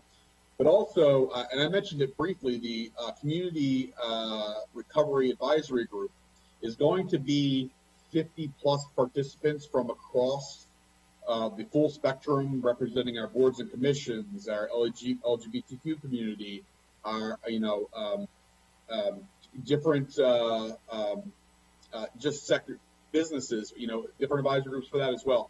And so we're going to use that not just as a sounding board to give us feedback on what we're doing, but also in helping us disseminate the messaging of recovery out to the communities, because we're selecting people who are on boards and commissions. They're in different groups. They're from particular nonprofit sectors because they could be a good advocate for us getting the information back out. Because we've recognized throughout, so we've talked about this many times in response and recovery, that we need to do a better job of getting the information down to the different people where they are, not necessarily just relying on translating a press release and putting that out there. So we're trying some different tactic as it relates to our community advisory group to allow a large group there to provide us feedback of what things they're seeing on the ground, but then also taking the information that we have and disseminating it out and having it useful that way. Okay. Thank you. I see no other speakers from the council side. Ms. Kasari, did you have it, or Earl, did you have anything else to give us some advice on today? I would, and certainly if DCAO Kasiri has some additional comments, she certainly can provide them. I would just say you'll be receiving a weekly report from the recovery framework, recovery team that highlights many of the ongoing activities, and we certainly encourage continued support of council and participation in these groups, and certainly we're more than happy to come back anytime you want to hear from us and provide specific updates on any issue you want to hear about. So thank you very much for allowing us to give this update today. I just want to say thank you for council participation in our work group. Thank you, and we appreciate it. I know Dr. Stoddard actually has another Zoom meeting that he'll be Zooming to here, and we would like to be on it as well, though we have some continuing parts of our meeting, so I don't know whether we'll be able to get to both, but please give everyone our best from the entire council. Thank you very much for all of you being here. And now we're going to move right back to what we should have been doing at 11 o'clock today, or at 10 o'clock today, I guess. And that is go to the district council session. There's two parts to it. The first is an introduction on the Subdivision Regulation Amendment 20-01 concerning rules of interpretation, computing time periods. And there's a public hearing that's scheduled for July 28th at 1:30 p.m. And that's strictly for an introduction. Mr. Reamer, Councilmember Reamer, did you have something to add to that? Thanks. I just wanted to provide a real quick summary here. The regulation, the SRA would extend existing development approvals. So this is when a project has gone through its approval process, but then the market situation changes and they can't move forward. That's a possible circumstance facing a lot of projects right now. And then they run out of time, and then they have to face the prospect of having to resubmit everything all over again. And sometimes they can actually lose their development rights in the process. So this is a measure we've taken in the past. We did it during the Great Recession several times, actually. And it just allows an additional 2 years for existing approvals. I asked Jeff Zions to work on this with planning staff, and they have crafted this carefully. And this will save a lot of time and expense for the county as well as the private sector, because we won't end up having to sort of process individual applications and provide relief on an individual basis. So I think it's in our best interest to keep these projects alive and to keep a path for the investment that they potentially would bring. And so allowing this extension of the approvals will just provide a clearer framework for that to happen. So this is just an introduction. We'll proceed with our regular community process. Thank you very much, Mr. Zions. I think you have additional. Say that again? Go ahead, Jeff. I think you have additional sponsors that you wanted to announce. Thank you. I don't know that I got that note, so if you know who they are, please, you'll go ahead and share. It's Councilmember Navarro, Councilmember Hucker. Oh, thanks. They're on my version of the agenda, so I wasn't sure that there were any addition. Oh, okay. Thanks. My agenda says Reamer, Friedson, Navarro, Hucker. So Right. Yeah, that's correct. Perhaps I needed to say Hucker there. It's underlined. Okay. Thank you very much. Councilmember Friedson.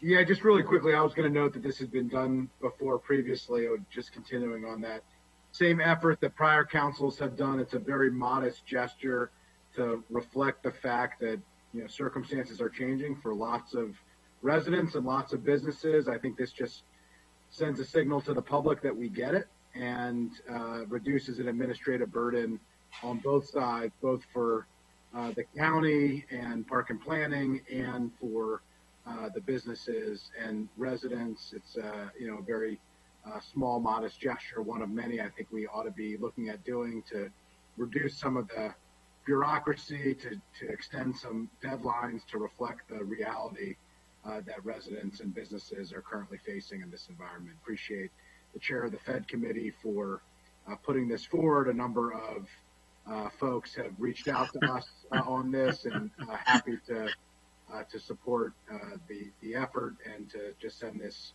modest gesture and signal to the community that we get it, we understand what they're going through, and we're doing our best to reflect this new reality. Thank you. It is now introduced. And there again, it is scheduled to go to public hearing on July 28th at 1:30 in the afternoon. The next item that we have is also under the district council session, and it's the work session. It is a work session on the Germantown plan for the town sector zone. Who is going to lead that off? I will kick us off, and then I'm going to turn it to council staff, to Pam, to walk us through. Boy, it seems like a lifetime ago that we passed this through the committee. This is it's a master plan that is really focused mostly on conformity, and just ensuring that the zoning code allows what we really want it to allow. There's not a ton of changes. There's a few small things here and there. So this was a fairly simple one for us to work through with the committee. I think there was maybe one property that came in seeking some adjustments, and we had them sit down with staff and work things out, and that seemed to go just fine. So I'll ask Pam to walk us through. I'll retain the mic as the chair, but one observation I wanted to make: if you look at this community, you'll see a lot of variety in housing types. You know, this is a community that was designed more recently, relatively speaking, and there is a really great variety of single-family, low-rise apartments, townhouse. It's the way that planning envisions communities to be, which is different size units, different building types, different measures of affordability, different choices, different lifestyles. And I know that there's a lot of angst about the issue of missing middle, you know, and whether single-family neighborhoods can, you know, absorb a changing type of building structure and use. And I just think it's always worth remembering that this is actually the norm in communities that are planned more recently. We plan them out with a variety of uses and building types. And this area here is a good example of that in my mind. But that's a little bit, it's relevant here. It's a little bit, you know, to the side of the main focus of the plan. So now I'll turn to Pam, and she can walk us through. All right, good afternoon. I don't know that if maybe the Chair Anderson or Director Wright want to say a few words before I start to walk the council through the Fed committee recommendations. That would be welcome. I think it was handed over to Gwen, but we hope this is, we think this is a pretty straightforward plan, about as simple, elegant, and small as any you're likely to see as a district council, and we hope it will meet with your approval. Welcome. Yeah, and this is Gwen. I just wanted to say that Pam, the one issue that did come up at the work sessions that Pam did point out was that some of the translations that we did were we rounded down rather than rounding up. Let's put it that way. And that she was concerned that some of the properties would end up in a non-conforming status, and we definitely appreciate that comment and support trying to make those, again, pretty minor adjustments to assure that no one ends up in a non-conforming status. Great. Okay. Actually, Councilmember Friedson.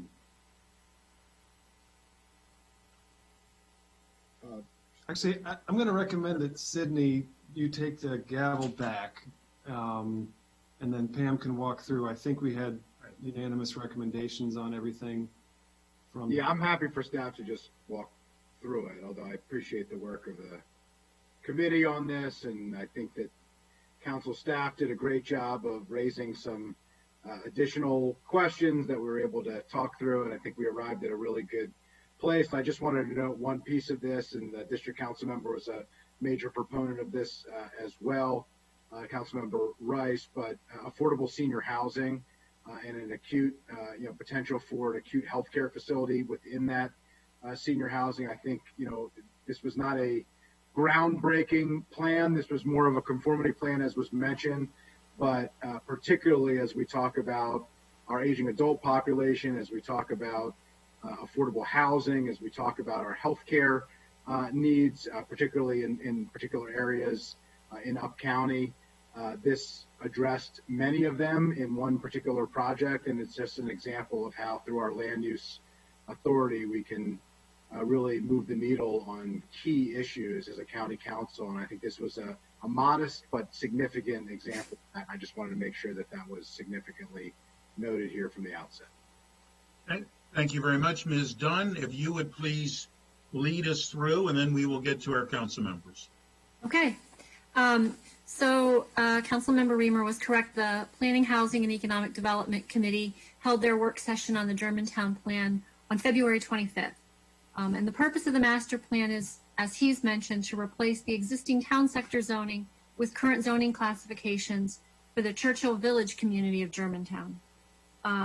Churchill Village was developed as a planned community, as he mentioned. This is very similar to what was done in Montgomery Village. Both of those communities were developed under the town sector zone, which was established for Germantown approximately 50 years ago. And it also had a 50-year lifespan. So that is why this is before you today, as Montgomery Village was in 2016.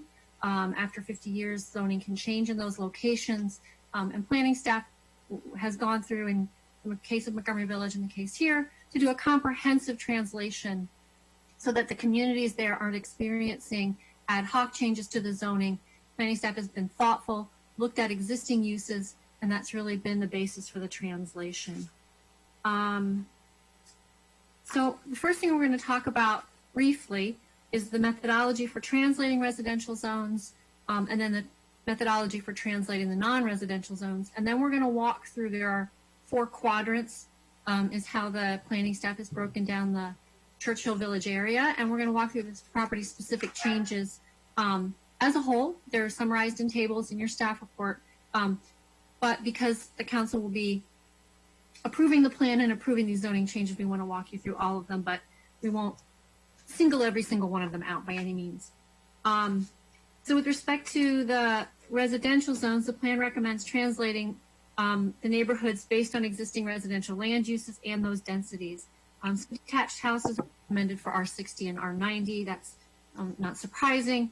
Existing townhouse communities were recommended for one of our 3 townhouse zones in the code, either low, medium, or high density townhouse. And the multi-unit residential developments are recommended for either commercial residential neighborhood, R20 or R30.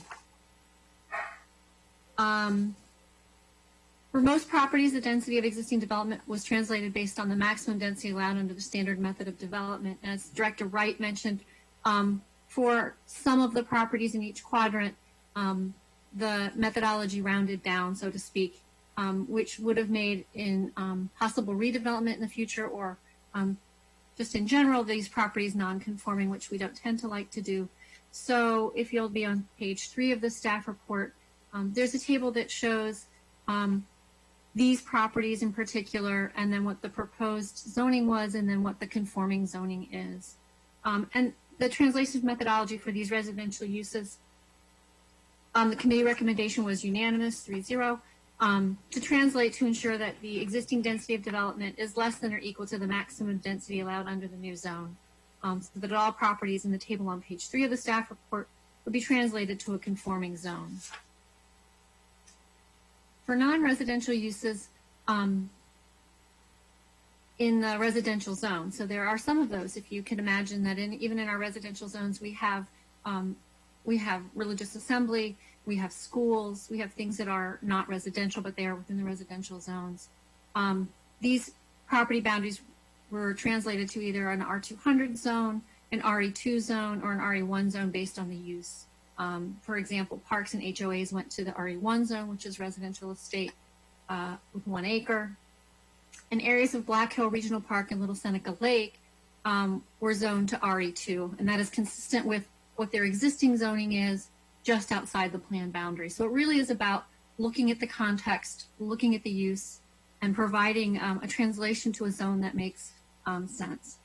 The committee recommendation for the non-residential uses in the residential zones, as just described, was 3-0 in support. The zoning translation then to non-residential zones, this is the commercial properties. The plan looked at the existing densities and land use and recommended either an office employment zone or a general retail zone for the office park and retail properties in the plan area. When we go through the specific zoning changes in the quadrants, we will discuss the Churchill Senior Living property. But in the staff report, the recommendation for the methodology of translation for the non-residential properties, again, was a committee 3-0 support for that method. At this point, I'm on page 4 of the staff report, and this is where we do get into the property-specific zoning translations. The first district that is covered is called the Northeast District. It's located at Father Hurley Boulevard, west of Crystal Rock Drive and north of Middlebrook Road. The district is primarily residential in nature with Waters Landing Elementary School at its core. The chart on the top of page 5 shows the zoning recommendations for properties within this district. And if you'd like to see a map, it is on page 28 of the plan. The committee reviewed these proposed changes and recommended 3-0 in support of the zoning recommendations for the Northeast District. Again, making sure that all the zones were conforming. The second district is the Southeast District. This district is located southeast of Father Hurley Boulevard and south of Middlebrook Road. It contains the only commercial area in the master plan and is the only district that does not include, it does not have a homeowners association. The chart for it is on the bottom of page 5, and it shows the zoning recommendations for these properties, and is also can be seen on a map on page 30 of the plan. And again, the committee supported these recommendations in the staff report for the zoning change for the Southeast District. The third district is the Northwest District. It is bound by, to the north, Crystal Rock Drive and Little Seneca Creek, with Little Seneca Lake towards the west and Lake Churchill. The district contains detached homes, townhouses, and multi-unit developments, as well as parkland, vacant land, and the Churchill Senior Living Facility. And there's a chart on page 6 of the staff report that shows these zoning recommendations. The council received testimony on 2 properties in the district, a vacant property at the corner of Waters and Landing Drive and Father Hurley Boulevard, and this Churchill Senior Living Community property. The vacant property is owned by the Episcopal Diocese of Washington. Their representatives spoke at the public hearing in favor of the plan recommended zoning for that site. The Churchill Senior Living property also provided testimony and requested an increase in their density. Following the public hearing, the Churchill Senior Living owner met with planning staff and discussed a request to change that zoning, and planning staff supported the request to change. However, they did note that realizing the maximum potential for the zoning change will be challenging on this site. But the committee then did support unanimously the zoning recommendations for the Northwest District, with the exception of changing the Churchill Senior Living zoning to a CRT of 2.5 total, commercial is 0.25, residential of 2.5, and a height of 90 feet. And it is noted in the table 6 of, or sorry, the table on pages 6 and 7 of the staff report. This is the Southwest District. It is north of the railroad and south of Lake Churchill and Little Seneca Lake, with a small part west of Clarksburg Road. This district contains a variety of housing types, along with Lake Seneca Elementary School and Dr. Martin Luther King Jr. Middle School. It is the properties in this district are noted on page 8 of the staff report. And again, the committee supported unanimously the zoning changes for the Southwest District. As with all master plans, a sectional map amendment will need to be applied to the master plan's recommended zoning. And an overlay zone will also follow the adoption of this plan. This is very similar to the Montgomery Village process, which after it was adopted did come forward with the Montgomery Village overlay zone, which protects some of the open spaces and common areas of the plan and helps to address some of the potential nonconformities that have to do with lot sizes and setbacks. So that pretty much covers everything in the plan. Great. Well, as Councilmember Friedson mentioned, we did, in fact, have a good process where we were able to allow for at least some expansion for this senior living facility, and thought that was helpful. Otherwise, this is very straightforward, and we now have a committee recommendation before the council, and I'll pass it back to you, Mr. Council President. Thank you to the planning team, as always. I know we had some planners who this may have been their first master plan assignment, so we'll have you do West Bar 2 next. You're ready. Okay, thank you. Mr. Council President. I did want to mention, though, this is a committee recommendation. However, this is just a work session. We're not voting on it today. It's tentatively scheduled for action on 7/21. Councilmember Rice. Well, thank you very much, Mr. President, and thank you, Mr. Chair. Thank you to all the folks in the planning department.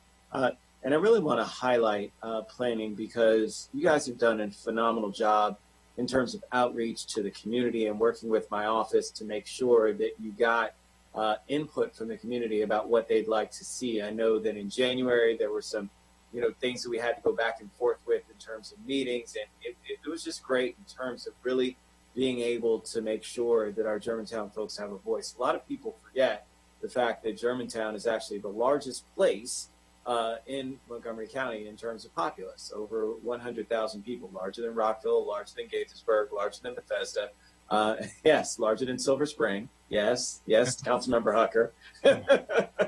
You're coming close, but you're not there yet. And so Germantown, I feel like I should interrupt, but anyhow, go ahead. Well, let me just say that it really is one where we need to make sure that the balance continues to be there. And for so long, we've focused on residential in Germantown and not really focused on what it needed to be in terms of the expansion of other kinds of support mechanisms that we know are important to communities, whether it's building commercial, whether it's dealing with our senior population and ensuring that there's growth there to support residents. That's our largest growing sector, age sector of folks in the county, which is our senior population. And so I know that when Churchill came to us the first time, senior living, and asked for some exceptions to be able to build that second expansion, they needed help from the planning department, and the planning department helped. And now this third time, or second time, I should say, that they asked for an exception. This is, I think, their third expansion of their facility. The planning board, again, has answered the call and figured out a way to make it work. And that's what really is important. I just really want to say thank you because that matters tremendously. And just in full disclosure, well, my father doesn't live in Churchill Senior. He lives right across the street in Waters House, which is actually one of the items that's it's a part of our Northwest District zoning recommendation. So I just want to put that out on the record because he owns a condo there. And so I just want to acknowledge that he's there and a part of that. So, but it really is exciting. It's exciting to see that there's a lot of potential that's still recognized and working with the church as well, working with the Archdiocese to make sure that we adjust. All of that's going to mean tremendous things when it comes to how we shape and plan out once and if we get CCT coming through Germantown. It's right through that area. It's right adjacent to it. And so it's really going to be important for us in terms of our strategy of how we want to continue to grow in the Germantown area. So thank you to Fed, thank you to planning, thank you to the community who all outreached and talked about how we can make this something that's representative of Germantown and really recognizes all of the things that are important in our community. So thank you very much, guys. Thank you. Councilmember Navarro.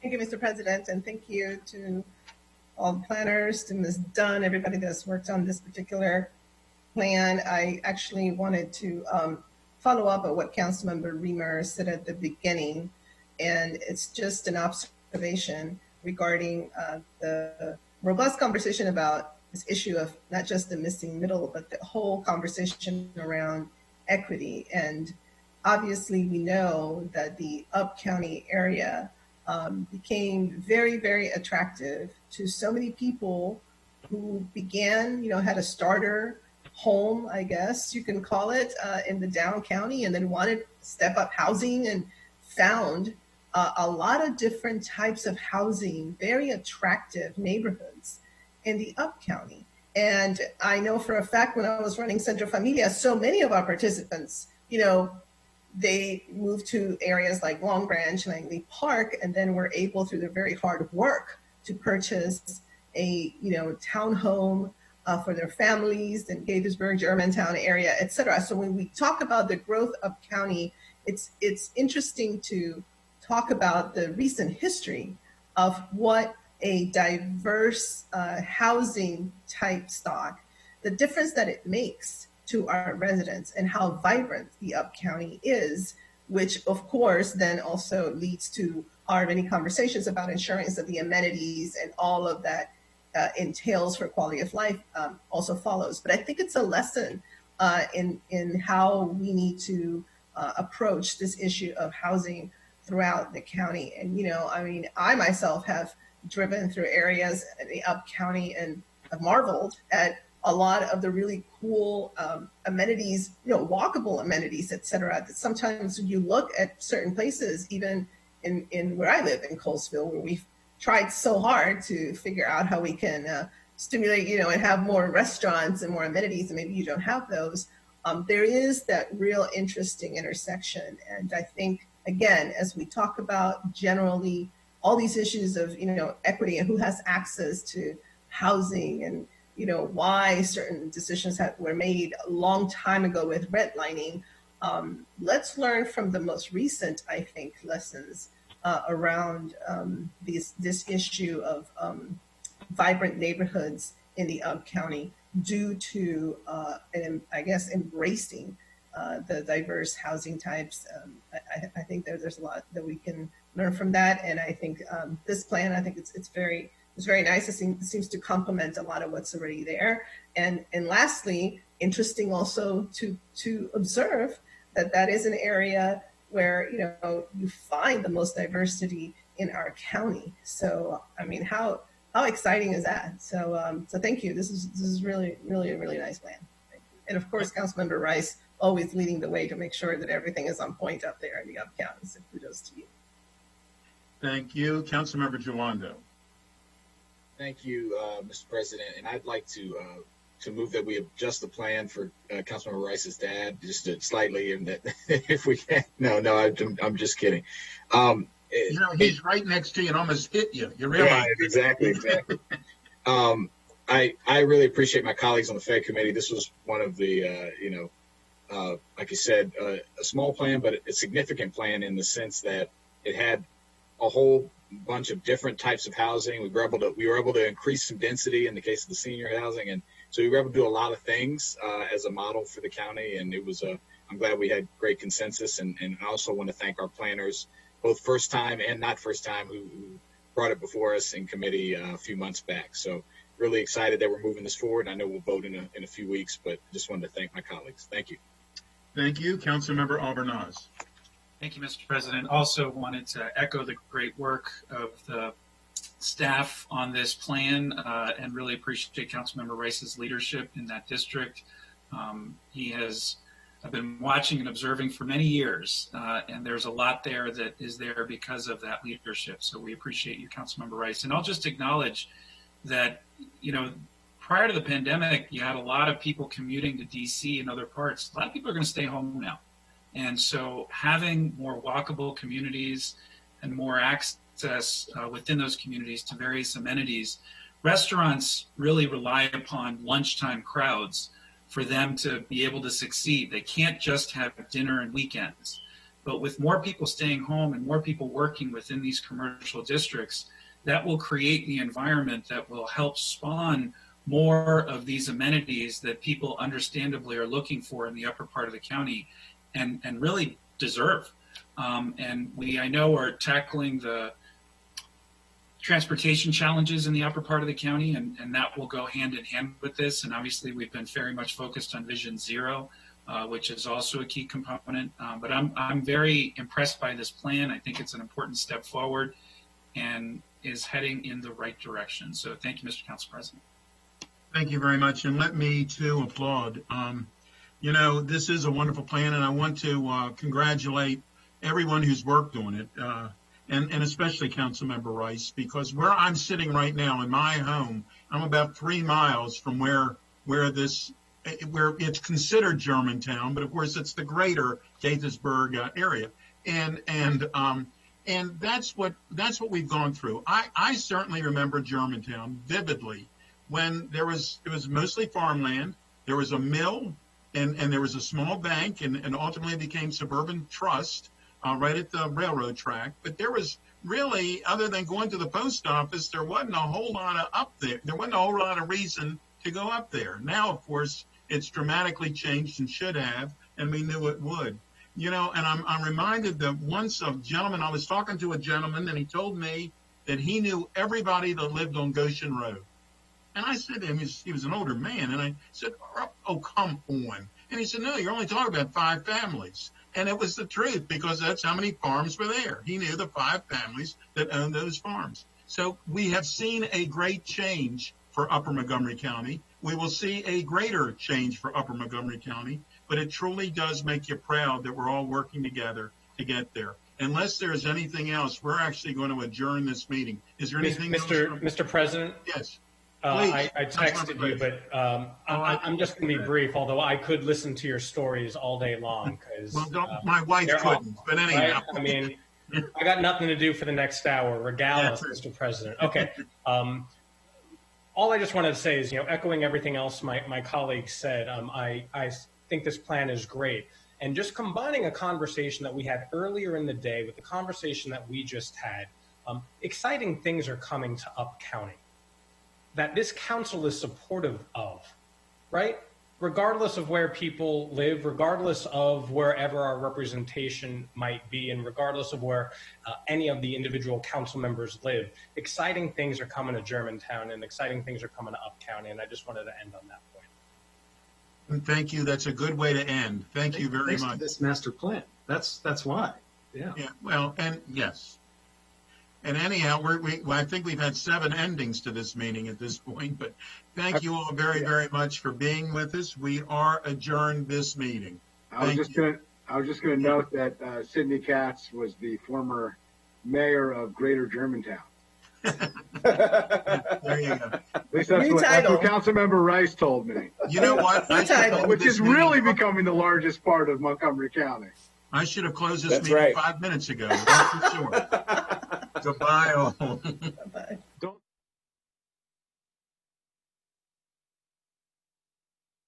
Outdoor seating and curbside retail activity. The Wheaton Streetery program was conceived by the Wheaton Urban Partnership and will be the first closure of this type as part of MCDOT's Shared Streets Initiative. Information. Please call the Transit Information Center at 240-777-7433.